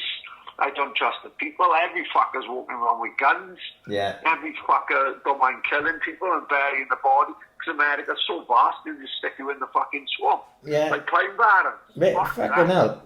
Joe Exotic's walking around with like a magnum on his fucking hip. You know what I mean? And I mean Tom Selleck on his knee. He's running around with a proper gun. You know what I mean? He's running around with a gun, mate. He's got a gun, mate. He's telling the fucking guys to clean up the tiger shit. And he's fucking shooting in the air, and like Joe Pesci when he shoots Spider in Goodfellas, like. Don't walk around with a gun, please, I'm begging it. I loved how the guy from Walmart got interviewed. And he said, he come in my Walmart, to buy some bullets. Bullets? In Walmart? You got my guns in hands, that? Fucking doing Ohio, mate, in a monkey back. I told you, when we went to Florida, Donna gets excited about shops. Donna don't give a fuck about Universal Studios or fucking Epcot. Donna's first day, she likes to spend in Target and Walmart because she's a fucking halfwit. And you in Walmart, you can buy an AK-47 and a fucking tyre for your car. Crazy place, mate. Crazy place. We get excited because they sell their massive pizzas in Asda. Not the ones you can't put in the oven, the ones that are cut into 3 pieces. Walmart, AK-47, it's like the cross between a fucking gun range and Alfred's. Fucking mad place, mate. Makes you think how mad they are. They are mad race, man. If anyone who's listening haven't seen Tiger King yet and have got Netflix, just fucking go and watch it, because you will not believe it. You can't make it up. You could not make it up. And the fact that, on top of all that, right, the fact that there's a documentary team happening to be filming it all while it's going on. Filming every single thing. It just fucking blows your mind. And one guy who's filming it actually interviewed Richard Nixon and fucking Ronald Reagan and that. He's a full-on proper fucking filmmaker. And he ends up running out the town scared for his life as well. Yeah, it is fucking crackers. Absolutely fucking crackers. Brilliant. It's brilliantly entertaining. Brilliantly entertaining, but you just can't believe what you watch it. You're like, that can't be fucking happening. That's not fucking right. This have got to be fiction. But one thing I've got to say is, like, especially for me and who really loves it, like, Netflix don't half get these documentaries right. Oh. Like, Making a Murderer, this, Don't Fuck with Cats, this fucking Chicago Bulls thing that's coming out. You think, yes, they got it right. If you bear with them, man, they fucking party like. It's like you say. What are you paying now for Netflix? Was it gone up a little recently? Isn't it? Is it £7 quid. Yeah. Whatever it is worth every single fucking penny to me. Because like I said, I went through this week and I had when I had opportunity just to have fucking 5 minutes myself, I watched a few fucking things. Actually, not much on Azams. I watched The Magnificent Seven. Have you seen that? Yeah. Denzel Washington. Oh, the new one? No, I don't fancy that. It's okay. It's not going to fucking change your life. It just happened to be on the TV when I was going to bed, so I watched it. But Leia Kate... all the proper Clint Eastwood films. I haven't seen... I can't say... Aside from Unforgiven, which I think is one of the best films ever made. Which is one of the best films ever made. I haven't... not the old style westerns, like The Good, the Bad and the Ugly and all that.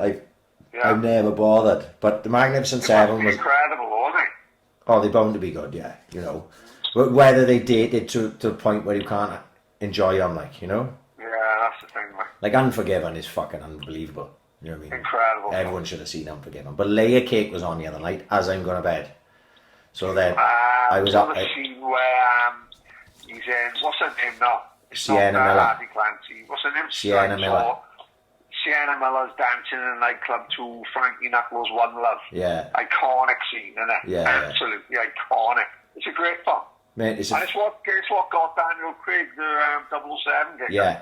And you can see it. Like I think that was the third time I watched Layer Cake.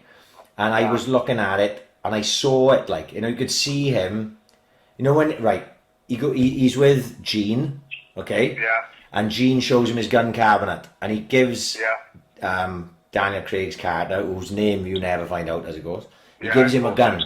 And Daniel Craig is like moving through his house with the gun held up. Yeah. And I was thinking to myself, that's the audition tape for James Bond. Yeah, right yeah. there. And I tell you another scene is right at the end, just before he gets shot. He's strutting around that big country mansion and like chinos and a white and a cream jacket. Yeah, yeah. And he's looking at that and he's thinking, like you said, that's fucking Bond all over. It's got him the gig, like. And he carries it off. Skyfall was on the other night. Superb film. The start of Skyfall when he falls into the water and then Adele's song kicks in and he's thinking, mate, that's up there, one of the greatest James Bond opening sequences ever. You know what I mean? When Adele's song kicks in and I do, like, amazing film. Brilliant. Yeah. I started Curb Your Enthusiasm again. Right, okay. Right, so what happened was, a number of years ago, I borrowed 3 seasons of Curb Your Enthusiasm off Daryl, right? Right. And Daryl said... To get on, as it happens randomly enough. Yeah, Daryl said to me, those are really the starters. Curb Your Enthusiasm really starts after season 3. He said so. Right, okay. So I borrowed 3 seasons off him. I enjoyed it. It wasn't, like, to me, essential, but Larry David, the character that Larry David plays himself, but he obviously doesn't play himself. Plays like a mental version of himself. And I watched the first 3 seasons, and I meant to get the others off him, and I didn't. But anyway, it's on Sky Go, right?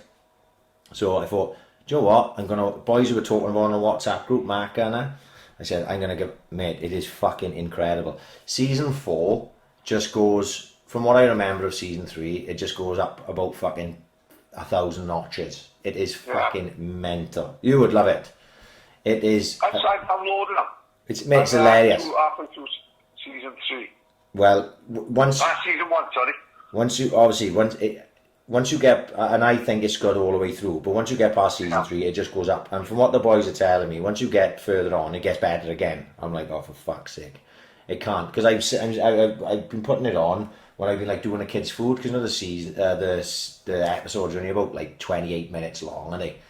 You know, and they may be kicking around out the garden, and I'll chuck a bit of Curb on while I'm doing this and that. And I'm just fucking crying, walking around the kitchen. What I noticed was on Sky Go, as it goes, we talked about The Shield last week on Ask AiC. Oh, yeah. All 5 seasons of The Shield are on Sky Go. So everyone should be doing it. Flying at the minute.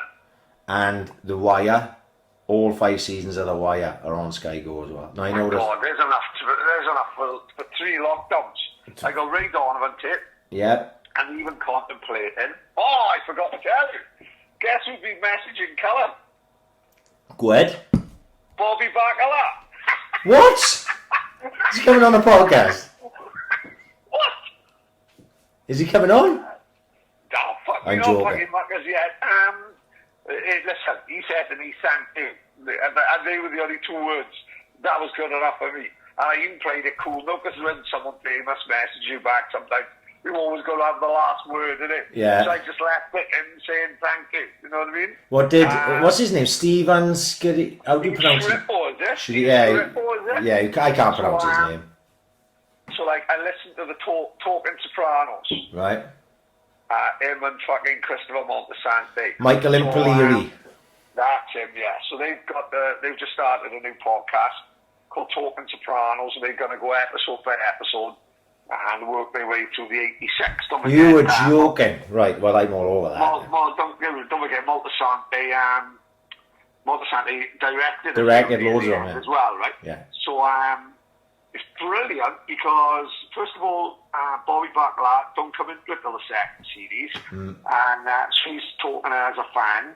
And Moltisanti is talking about the audition process, how they got the job. Then they talk about the episode, and they got all stories about Gandolfini and all that. Wicked. The only disappointing thing is it's one week by week. So you fucking got it. You've got to wait weekly. Like, I could do with fucking 87 of them on the edge. You know what I mean? Because go on. So obviously, I think it's been in the cards for a while. But then obviously fucking America's on lockdown as well, isn't it? So I think they've had to do it over the phone, a bit like me and you. I think they're going to get David Chase in. They're going to get Edie Falco in. It's going to be very good. Well, I tagged Enzo in it, saying, mate, this is up your street. Yeah. Next time you go for a run, whap this in. And Bobby Bacala liked it. Unbelievable. Yeah. And when he sees the blue trick, you're like, oh, I knew this fucking head, I knew it was him. And then, literally, 2 minutes later, I had a private message, and it was off Bobby Bacala saying, thank you. And that's all it was, thank you. Oh, and he said, I'll put a cap in your ass, motherfucker. You never fuck about with Uncle June again. And, no, it was class. Tickled me. Because if you remember, obviously, Michael Impellieri, who plays Christopher Moltisanti, was Spider in Goodfellas. Of course he was, And was also in The Basketball Diaries, which is another fantastic film. He talks about all this, working with Brad Pitt and all that. Right. It was Leonardo DiCaprio was in Basketball Diaries. Caprio. But he's only got a small part at the beginning of The Basketball Diaries, Michael Impellieri. And Spider's a fucking classic character. He also plays the druggy CI in Bad Boys. What's his fucking name in Bad Boys? I didn't watch it the other day because the kids love it. I don't know. He's in Bad Boys as well. Very long story short. Right. But obviously he's in The Sopranos from the start. One of the very first scenes where they chase. One of the very best characters as well. Where they chase the doctor that owes Tony money, and Tony hits him in Christopher Moltisanti's Lexus, and he breaks his mirror, and the cop, the doctor's laying on the floor and his legs fucked in it, and then they kick fuck out of him while he's on the floor. If you remember that scene, he's in it from the very start. But Bobby Bacala, initially when he was in it, he was a nothing character, wasn't he? But then of course. He when Uncle June goes to gets nicked, they call him in, don't they? And do you remember the scene where he goes in to meet Tony and it's Paulie and Silvio, and they say to him, right, this is what's going to happen from now on, blah blah blah blah blah, and he turns around and he goes, to the victor goes the spoils. And they say you take your and he says something. Tony says something to him like, you go fucking get out here and take your coat book with you or something like that. But he became. Well, you're saying that, mind. He ends up filling Tony in. Yeah, he ends up becoming a huge character in it. Like, because he's like a sympathetic character at first, because he's like the gangster that's not really a gangster. Exactly. Through it, and Tony who's always bullying him, and he's fucking. Great. No, I'll be into that. I'll be straight into that. Actually, how long is it? The first episode? Hour. Right. I'll be a bit longer than that in the run tomorrow. Otherwise, I'll put it on the run.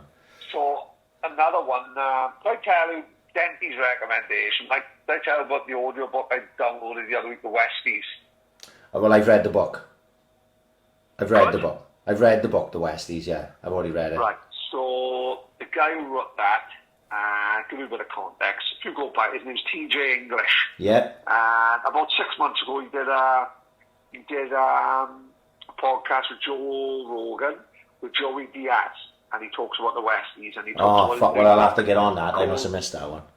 Mate, the podcast is amazing because we've got him talking about. So basically, his new book is called The Corporation, and it's about the Cuban mafia. When they come from Cuba over to Miami, so a lot of them fled Cuba because Scarface. Still give it, Scarface sort of thing. So a lot of them, so these people, they got rid of the old the Cuban regime that was in before Castro, and then Castro promises the world, and then when Castro takes over, he goes full on communist, and he ends up making everyone fucking skint, and everyone flees to New York. Yeah. Then a lot of them then take part in the Bay of Pigs. Which they all go back to take over the country, funded by the Americans and the CIA. And then when they get over into the Bay of Pigs after training for 6 months, Kennedy gets fucking cold feet and don't send in plane cover to help them win this little battle they got on the beach in the Bay of Pigs. Right. And basically hangs them up to dry, and they all get captured and they all get arrested. And then a lot of them come back to America, and they turn into like the Cuban gangsters. They start running the numbers. Well, the podcast is amazing with him because he's talking about the book and a guy called Jose Battle, and so he's talking about the book, and Joey Diaz is talking about Cubans coming to America and all that. fascinating story. There's one story they said about, I can't remember, Morello, I think the fucking guy's name was. The Americans captured him and took him on a plane and just dumped him in like a South American country in the middle of fucking nowhere. Right. And he had to work his way back to America. It took him like a fucking year. Right. Because they dumped him in the middle of nowhere with no money and just the fucking clothes on his back. The American government did. And he had to get back to America from this jungle in the middle of like Nicaragua. Like fucking crazy. And it's brilliant. Download the podcast, TJ English with Joey Diaz. And then if you get the chance to read the book then about a guy called Jose Battle, it's like about how the numbers started in New York and all that, and all the Italian mafia took him under his wing because they could see like the numbers was massive in Bocaero, I think it's called in Cuba. It's massive, but then it wasn't big in America, and they thought, well, fuck, New York is like the centre of the fucking world. If the numbers can take off here, and it was worth fucking millions. Brilliant story. Right. The corporation. And it's now being made into a film with Benicio del Toro playing Jose Battle. Wow, tremendous. Amazing, right up our street. Like. Likes a bit of Benicio del Toro as well. Love it. Never seen the film Shay. 2 films. Which I think would be fascinating, but for some reason I've never seen them. No, I've never seen Shay.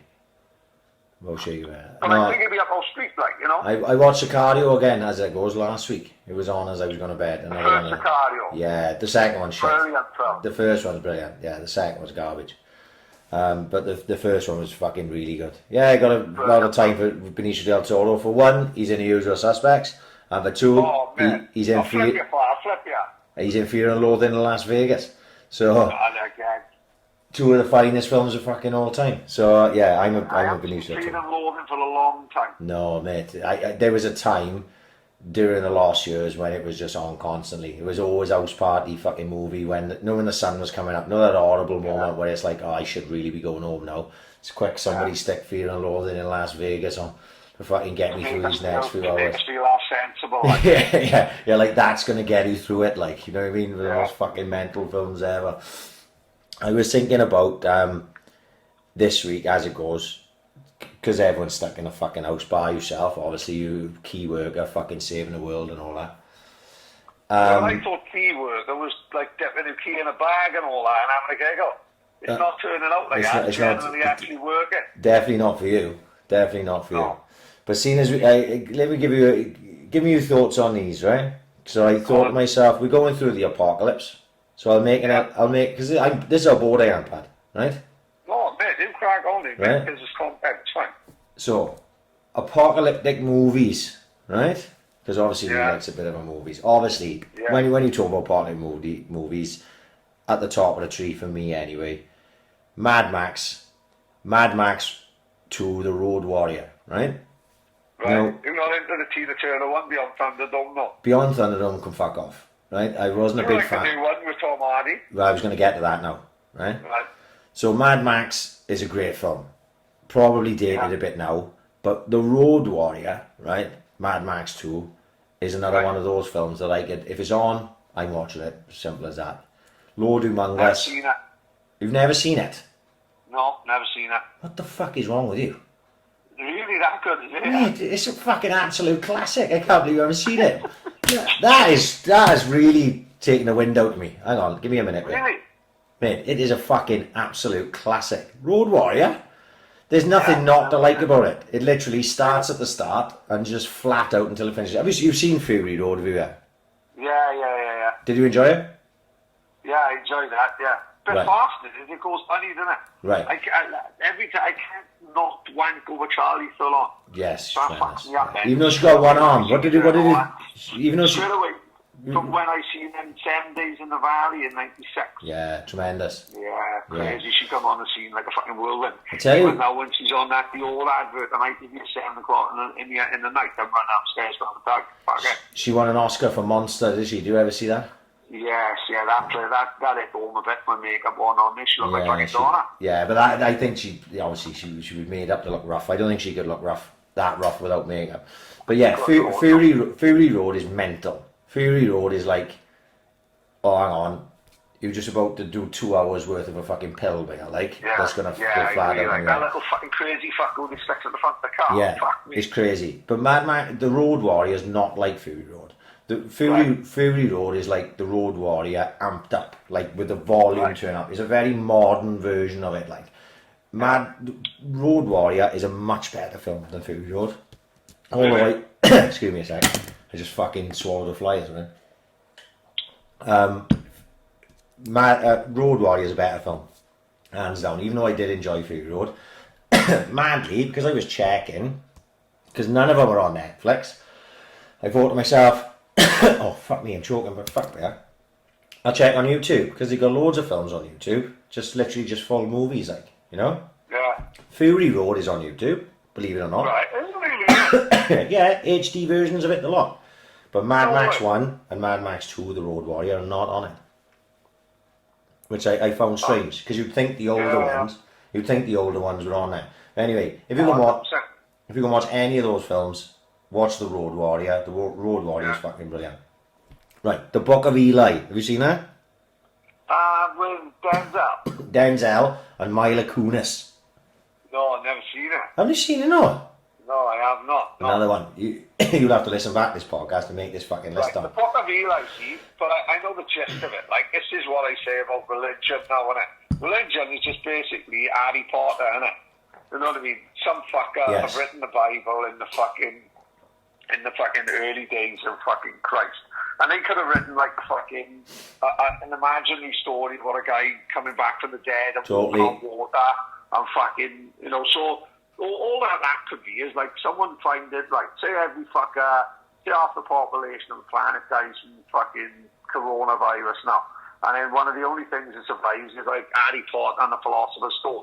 Yeah. In 200 years, people could look at Harry Potter and say, can you believe that in fucking year 2000 there was a guy with a fucking lightning storm on his forehead, strutting around with a fucking wand and all that shit. Yeah. That's what I think the Bible is and all that. Yeah. No, that's it. It's been passed on to generations. And basically... And then all of a sudden then Dawn is looking up to the sky and praying that I don't get COVID from working. Yeah. And that's it. The Book of Eli is basically that type of story. You know? Right, and it's brilliant. A good film. Obviously, it's not going to change your life, but it's still a good film. I enjoyed it. And Mila Kunis is an absolute worldie. Yeah, ridiculous, There's very few. And she looks really small, as if like all around the living room and end up strangling it and all that. Tremendous. I was a big fan of the 70s show as well, which I thought was fucking hilarious. I used to watch the 70s. That's where she was, her and Ashton Kutcher. Right, first came from. Before he ended up banging Demi Moore. Before that. He was with Mila Kunis originally. He went off and rattled Demi Moore, and now he's got kids with Mila Kunis, and he... hell of a boy, Ashton Kutcher. But, Ashton Kutcher got kids with Mila Kunis? Yeah, I believe so, yeah. Yeah, I believe so. Oh. Yeah. Fucking hell. I can't fault Ashton Kutcher's fucking resume, can he? Oh, yeah, fair. It was like Messi in the old days, you know? The Road. Have you seen The Road? Oh, I read the book, man. Grim. I didn't even know it was a book.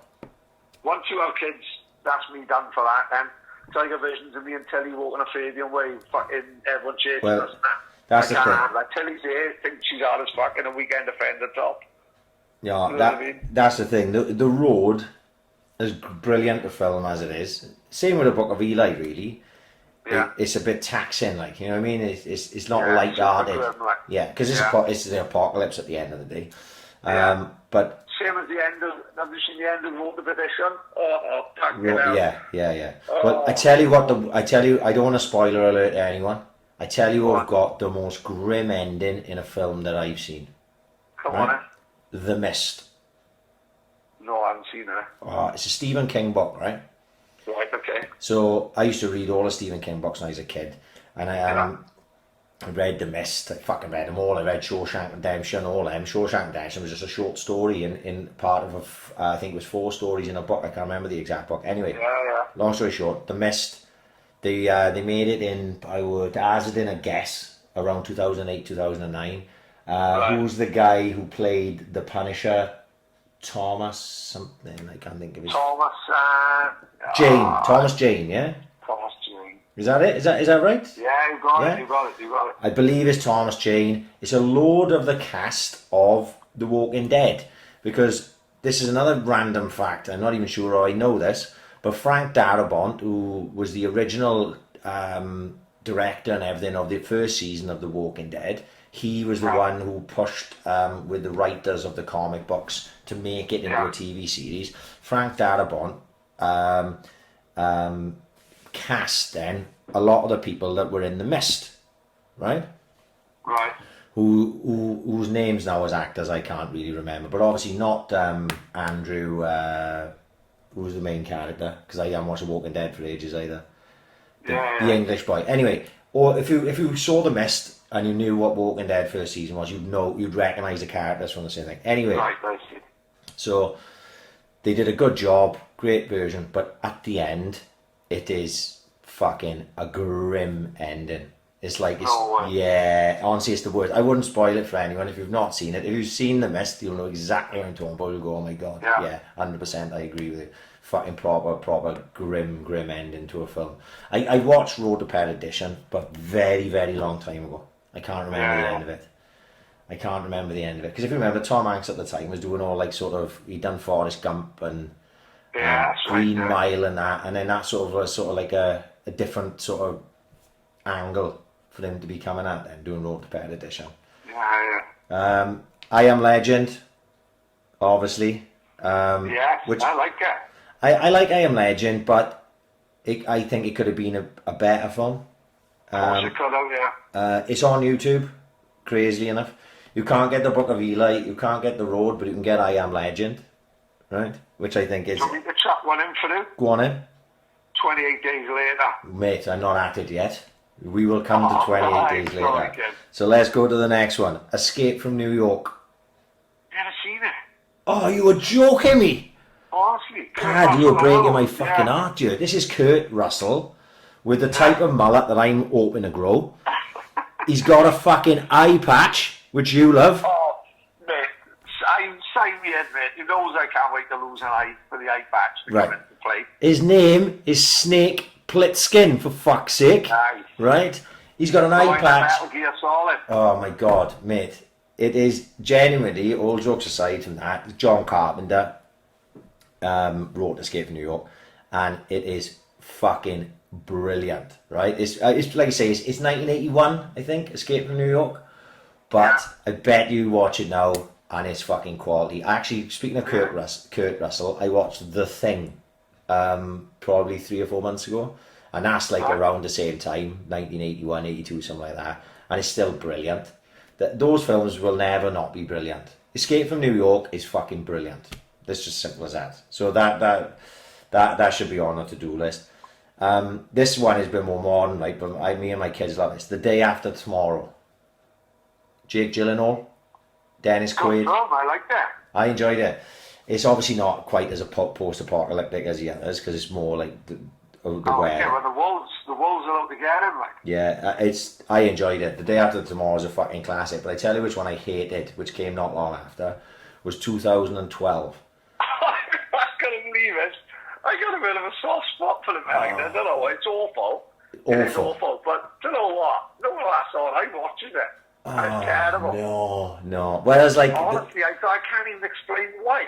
The Day After Tomorrow is one of them. Same.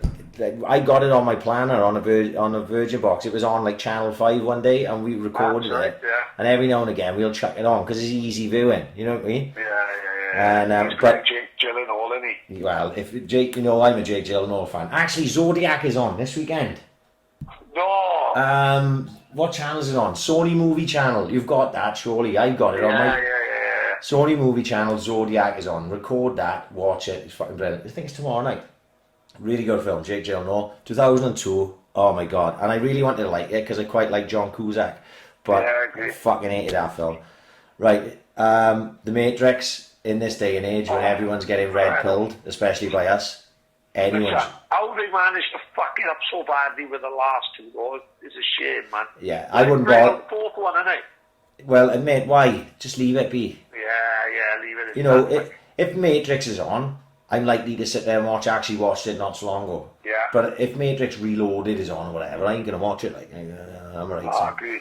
Totally agree. The first one is pretty perfect, isn't it? You don't need to watch the Perfect rest. film. You don't need to watch the rest because the Matrix, the original one, tells you everything you need to fucking know. Anyway. Yeah. This is a fucking mad one, and I'm sure you would have seen it. 12 Monkeys.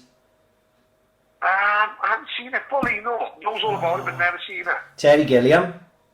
Yeah. Who I believe is one of the Monty Python guys, isn't he? Terry Gilliam. Yeah, he is, certainly is. Yeah. Bruce Willis, Brad Pitt. I went to see it in the pictures when it first came out, and it's about a viral outbreak, so it's fucking apt for this time now. Really? Bonkers film, fucking proper all over the shop. Probably if I watched it now, I'd understand it a lot more than I would have at the time that I watched it originally. Yeah, I can imagine that. Fucking crackers film. They actually made a TV series about it, I believe. 12 Monkeys. That's right. It's on something like sci-fi or something like that. Yeah, some shit like that. But yeah, 12 Monkeys, like you said, 28 Days Later, which I think is a cracker. I went to watch in the pictures. Walking around London. They closed down London, didn't they? So, what's his name again? Fucking... Cillian Murphy, that. Cillian Murphy. So Cillian Murphy could walk around London and there'd be no fucker there. Well, they didn't close it down. They just did it at 3 o'clock in the morning. Oh, and really? What they did like, say about 4 o'clock in the morning, but then with, we got Instagram filters, they just turned the filter up on the camera, so it looked like, more like tea time sort of thing. Right, It was actually filmed, they didn't shut no roads off, or if they did, they shut it off for like 10 minutes, walking across the Houses of Parliament. Yeah, no, It wasn't actually that busy. Yeah. Or that quiet sort of thing at 5 in the morning, you know what I mean? Yeah. It's a bit more what I would consider zombie than totally sort of apocalyptic, but good film, way worth watching. And then obviously you can just go down the zombie route then, but there's loads of them. On YouTube, 28 Days Later is on YouTube, and Night of the Living Dead. The whole film, is it? The whole film, yeah, it's on the HD quality. I checked it all out today, and nothing else, you know what I mean? I'm trying to fucking find things to do with my time. This is while the kids was in bed, my YouTube will have like full films on it. Mate, you can go on YouTube if you want to watch a film. If you've got an idea in your head of, I wouldn't mind seeing that film. Yeah. Just have a look on YouTube. You'd be surprised how many full films are there. In the last 6 months, I've watched Dead Man's Shoes on it. Classic. Yeah. Twin Town. I watched that Gotti film, the Armando Assante Gotti film that was a HBO TV show. 28 Days Later is on there. If you want to do the proper zombie thing, Night of the Living Dead, the 1990 version, which I must have seen fucking 25 times, with Tony Todd, who was the Candyman. You know who Tony Todd is? That's on there, on YouTube. Dawn of the Dead, the 1978 version, the original one, is on there. And the 2004 version is on there. And Day of the Dead. They're all on there. So there's going to come a point where I get to the point where I go, oh, fuck it, I'll just watch them all. You know? Yeah, totally agree. Yeah. So yeah, on YouTube, you'd be amazed how many full films there. And the new ones, like I say, when I saw that Fury Road was on, that was the first thing I looked for. And it came up HD quality Fury Road on it. About 4 different versions of it. Amazing. Yeah. So there's plenty out there to keep you fucking entertained between Netflix, between obviously YouTube, fucking hell. Sky Go, if you're lucky enough to have that available to. Say The Shield, The Wire, whatever. Oh, there's plenty to take you over. Oh, there's plenty to take you over. Obviously you've got fucking UFC week after next. Potty. He don't give a fuck, mind. He's having in Kevin's Island, isn't he? Well, I can't quite work it out yet. How the fuck they plan on doing this? Yeah, I know, it's crazy. When someone said, like, no, Dana White's like buying an island, I'm like, well, hang on now. That can't be right, can it? No. Is he really buying an island? What the fuck? I have no idea how he's going to, I don't know.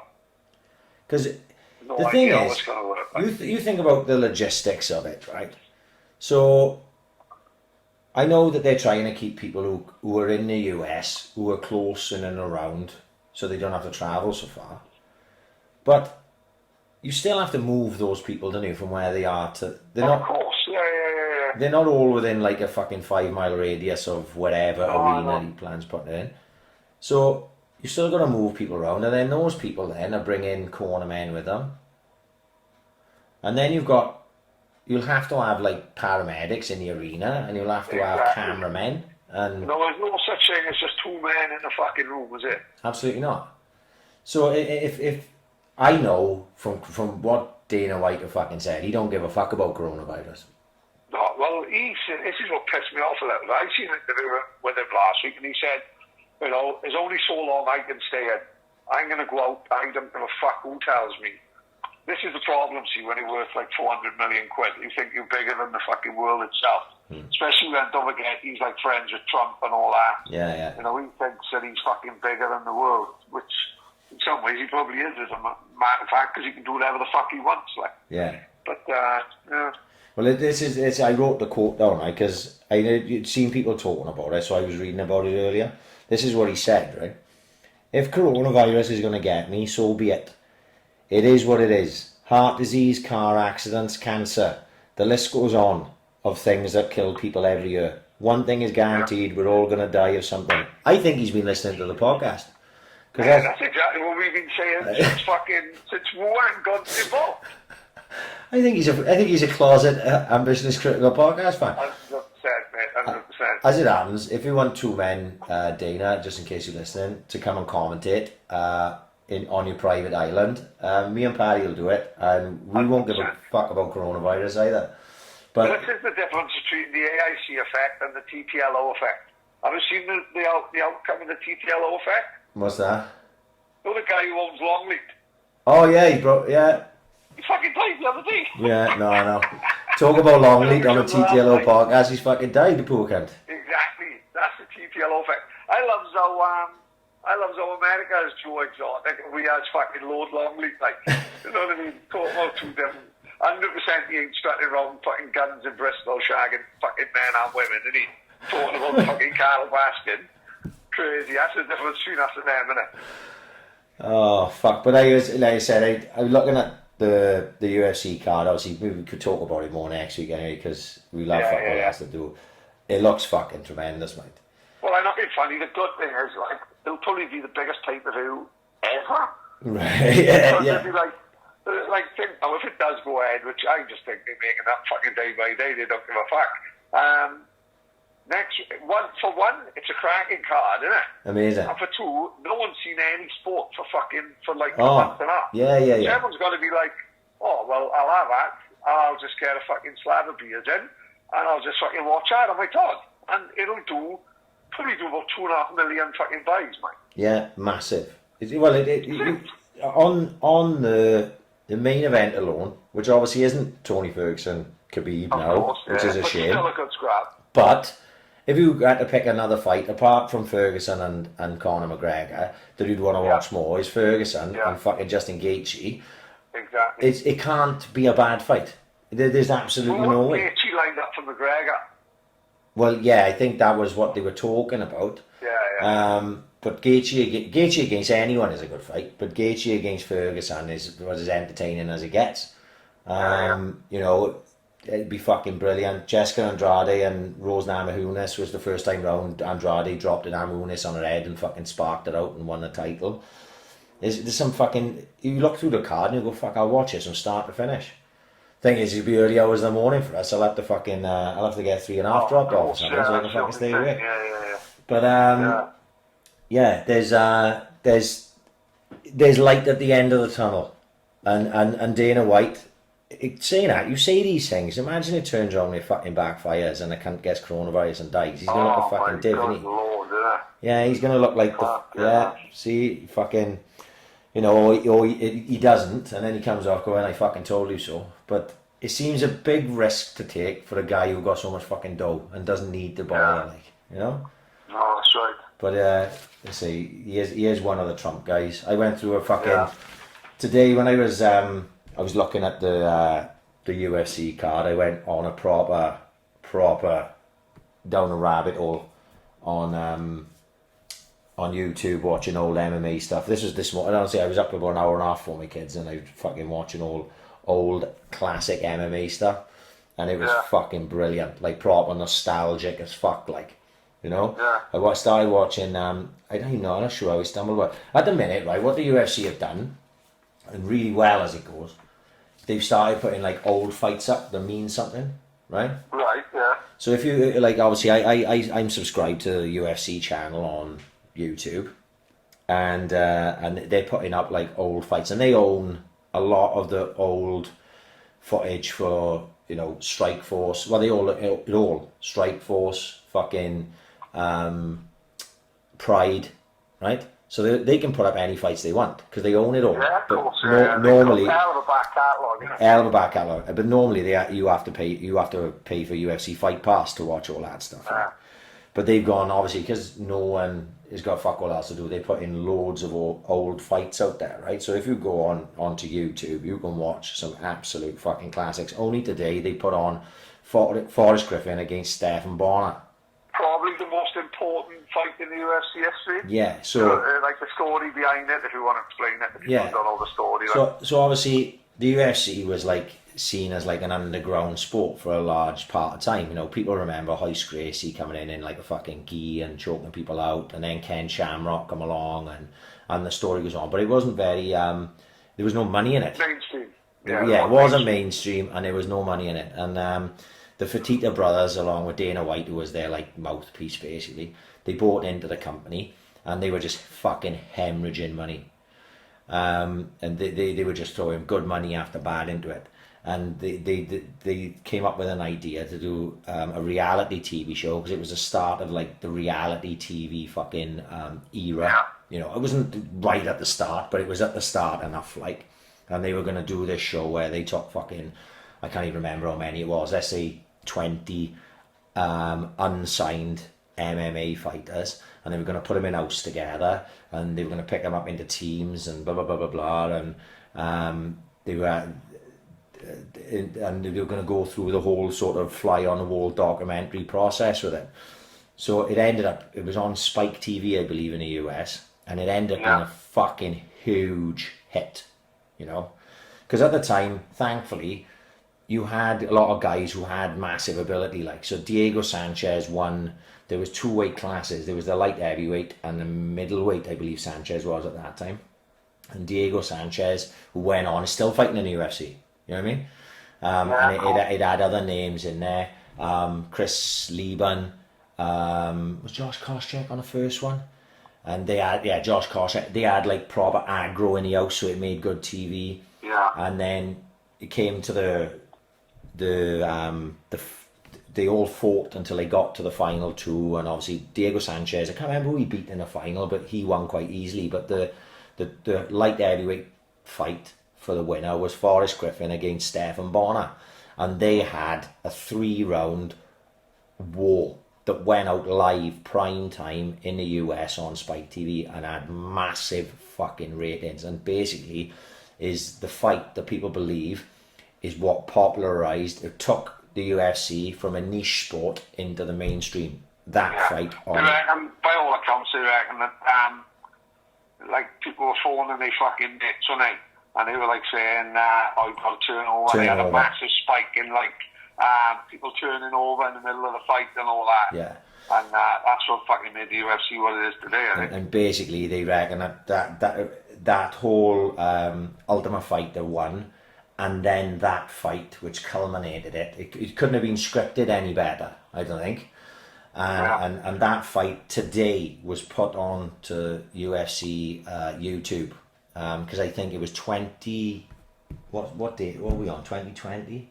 Would 20 years sound about right? There's a date anyway. It's on this day so many years ago. It was on this day today. That's why they put it on.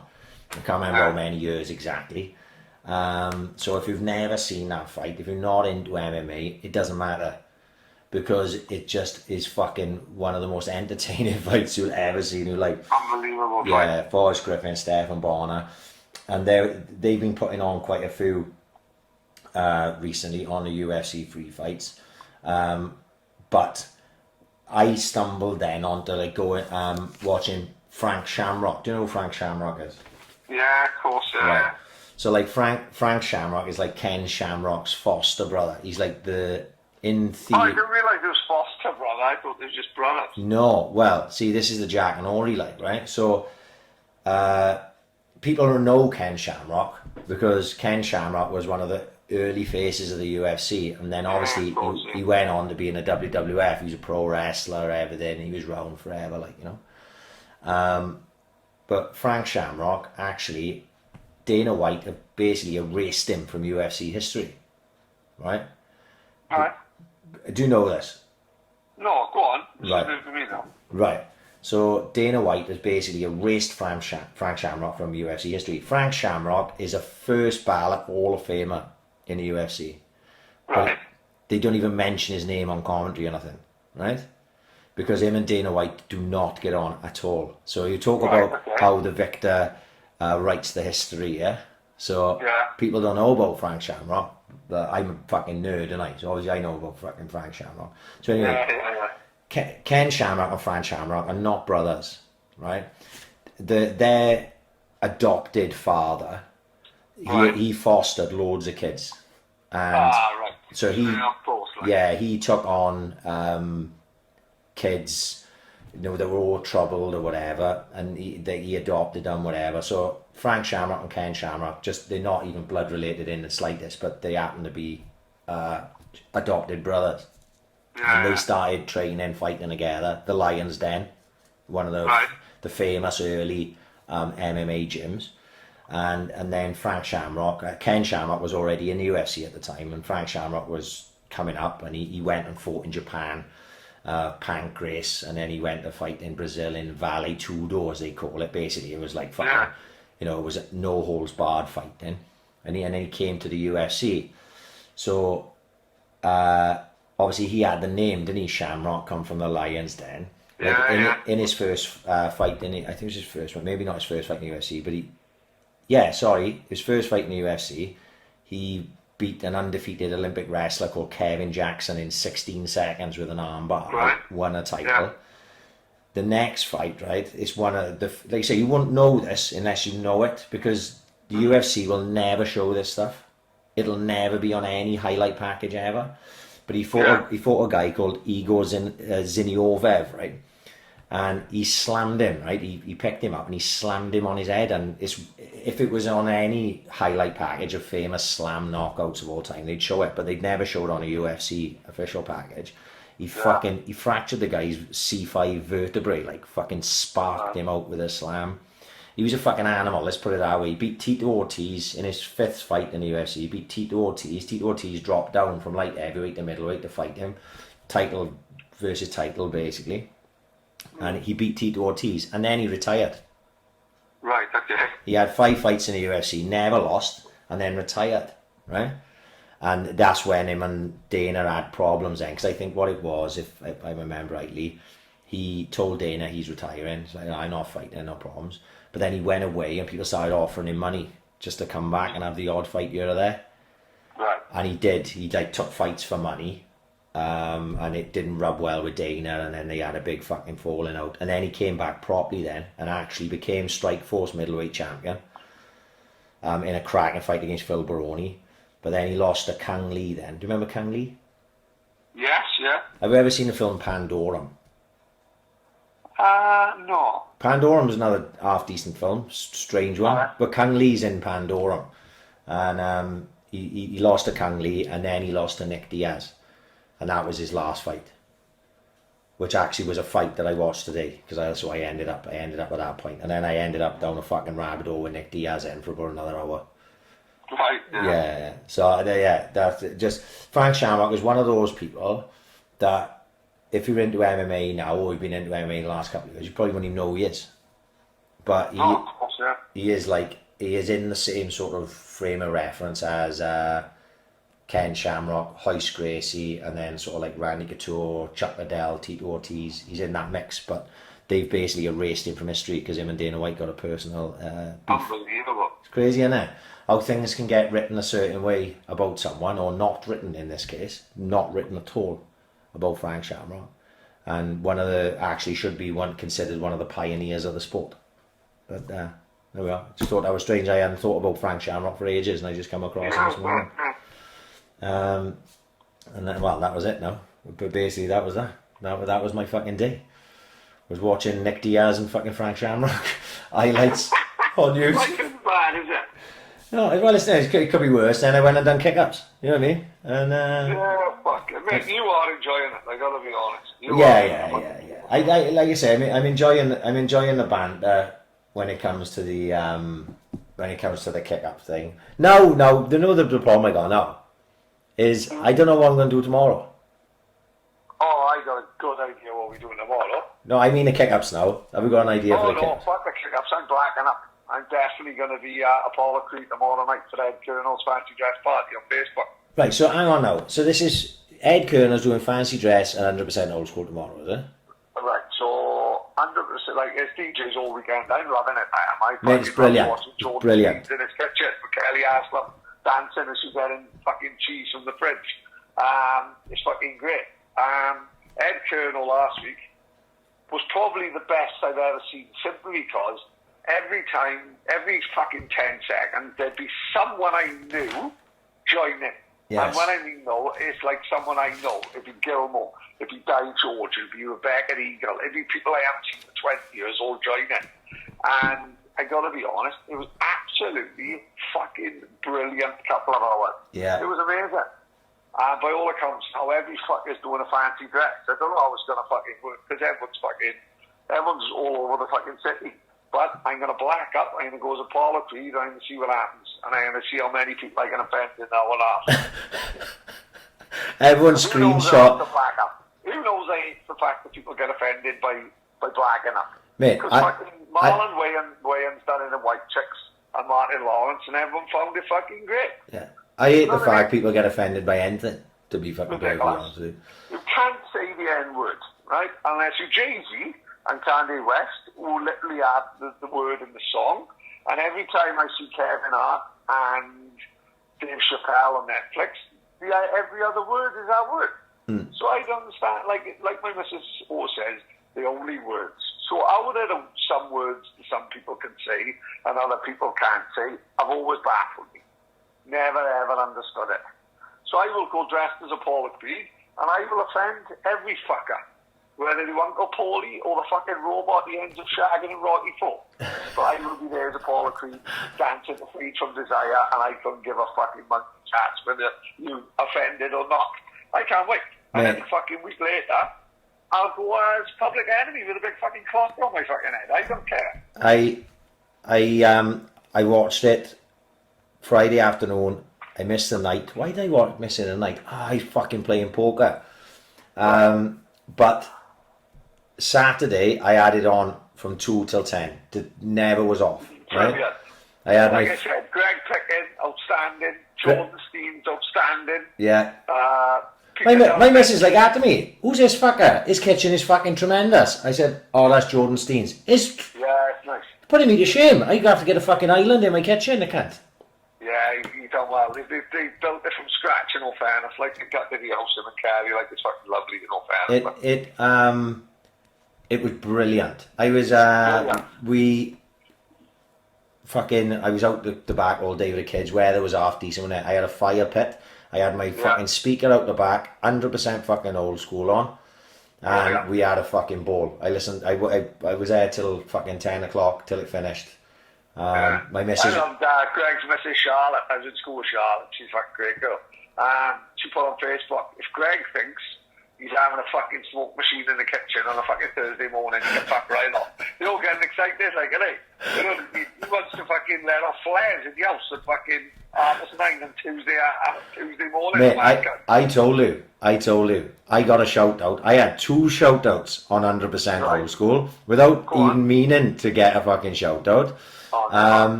Greg's first set on a Saturday, right, mate, and I couldn't have timed it any better, right? Honest to fuck. Oh, sorry, the first one, I was in the house. I don't even know what I did.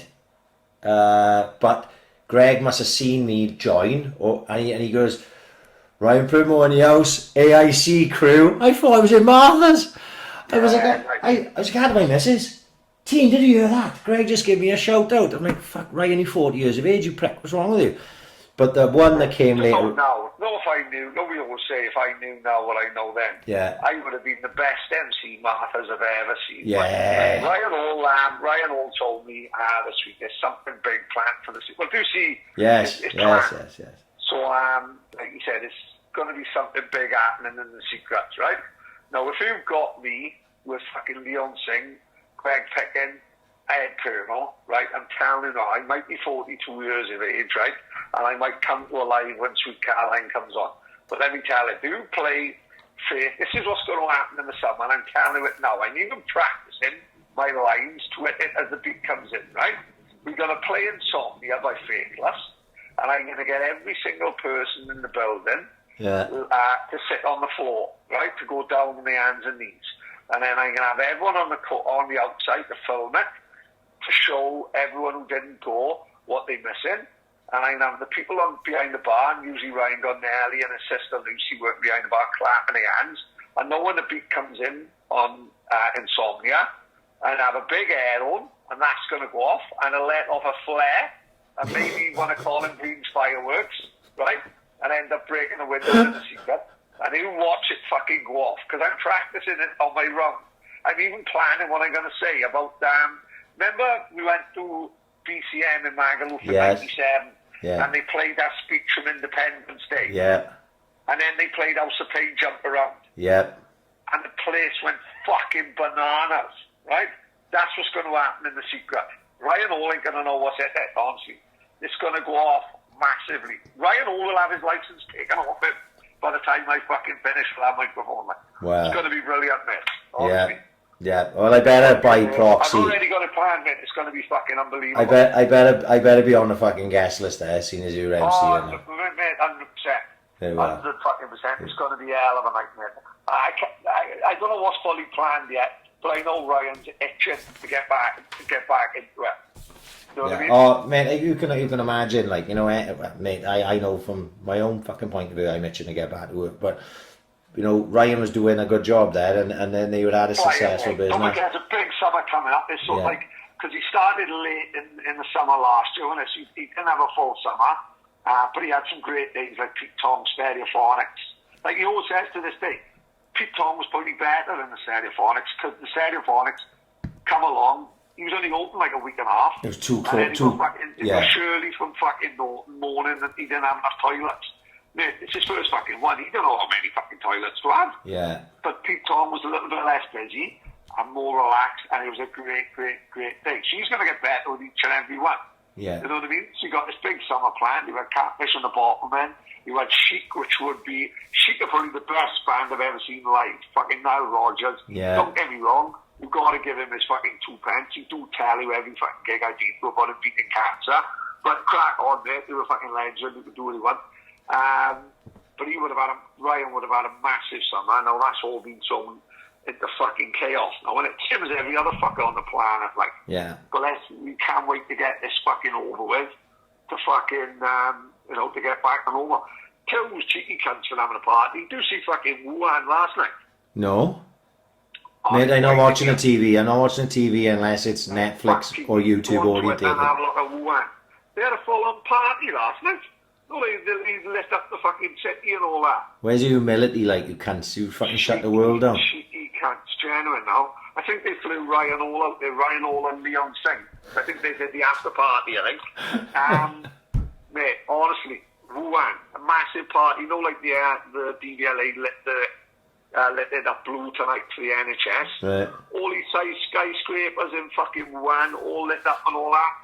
I'm sure all the chinks was drinking Corona as well, rubbing the fucking world's nose in it, cunts.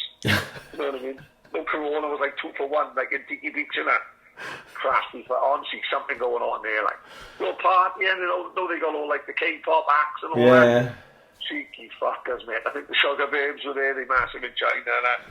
Crazy shit. Crazy, mate. Oh, fucking hell. Right, should we call it a day or what? Yeah, I tell you, we got to give a shout out. Yeah, I'm just about to go through the shout outs. Go on in. I tell you why, right? Yeah, I don't think he's coming, and I've been sorry for him as well, right? There's a guy, who knows who, Phillips. Yeah. Right, so he come to the podcast quite late. He only found it about a month ago, something like that. Straight away, he messaged me, Pad, what the fuck is this? Absolutely fucking brilliant. And in all fairness to him, right, whenever he does his live fitness videos, he always gives the fucking podcast a shout.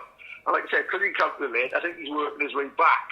But Yeah. like, in all fairness to him, he's a boss in Royal Mail. Like, really, I remember, really yeah, good yeah. job. He messaged me this Great week. guy. He was messaging me, and he was like, I'm not sure whether you remember me. I went, yeah, of course I remember you. Yeah, great guy, like a proper good boss, like one of the boys. And he fucking quit it all to become like a personal trainer. And I remember saying to him, "Oh, we've had to pay off," and he said, "No, this is my fucking passion." He said, "I'm giving up my job to fucking do that." Now, me and him were big fans of that, and we...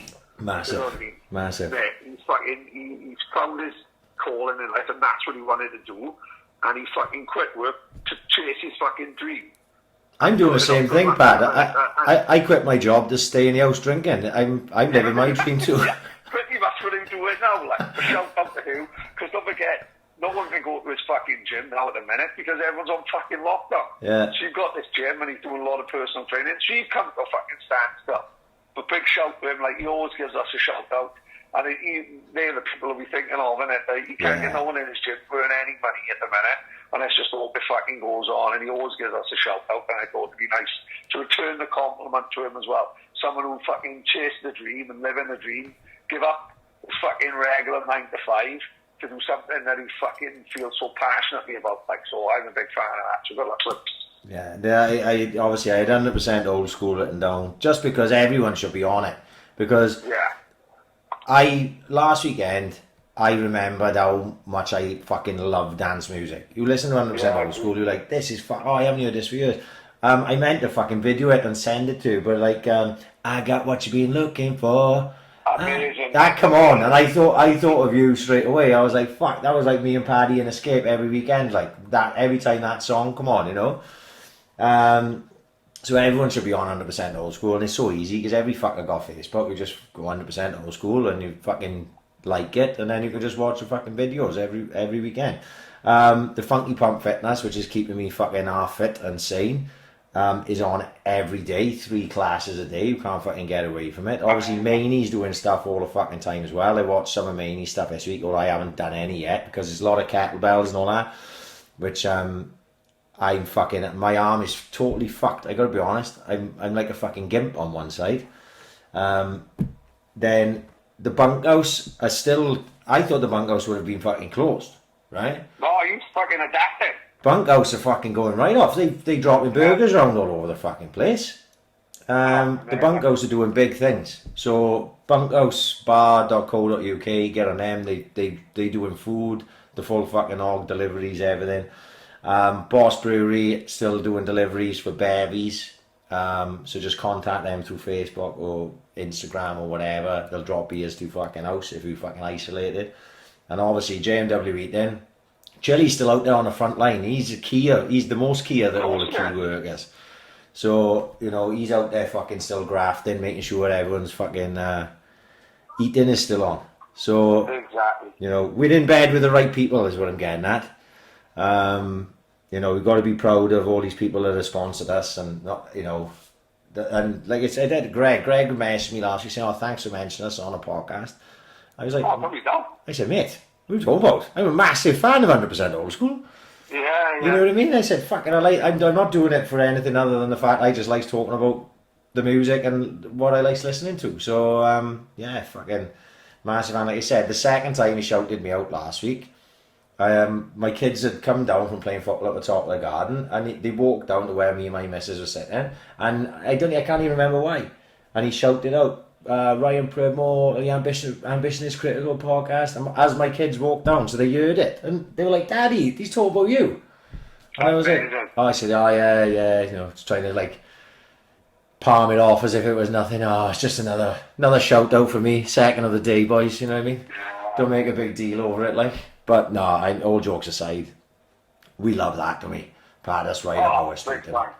So I'm just glad that people can still be getting out there and doing something, you know, during this time, you know, just to take people's minds off the fucking monotony of being stuck in the house. Because, exactly. Like I said, I can tell you, I'm living it right now, and it's fucking, it's that Groundhog Day sort of type of thing that is the hardest part. It's like, I'm not living hard, you know what I mean? I'm not struggling in any way, you know, there's plenty of food, yeah, and the sun's out, and I can play football all day, and I can do all these things, but even that, in the end, becomes like as if you're in the Truman Show, you know what I mean? Exactly. You're fucking stuck there, and you've got no sort of outside contact, like, you know, aside from me and you speaking on a phone or having a fucking... But you will carry on to it. Yeah, 100%, yeah, fuck mate. Right, what's on my headphones just beat, so I don't know how long they go. Alright mate, alright. No, that's bang on anyway, fucking... I was just going to say, we done 2.5 hours fucking again, just sitting here talking shit to each other, so... Yeah,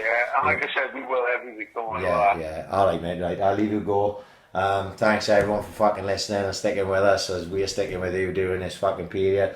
Pad, I will speak to you. I'll speak to you next week, but obviously we'll speak before that anyway. So, Pad, do you want to say ta-ra? Ta-ra, and have a good time. Stay safe, everyone. Yes, everyone, stay safe. This is from the AiC Podcast. Stay safe. Peace out.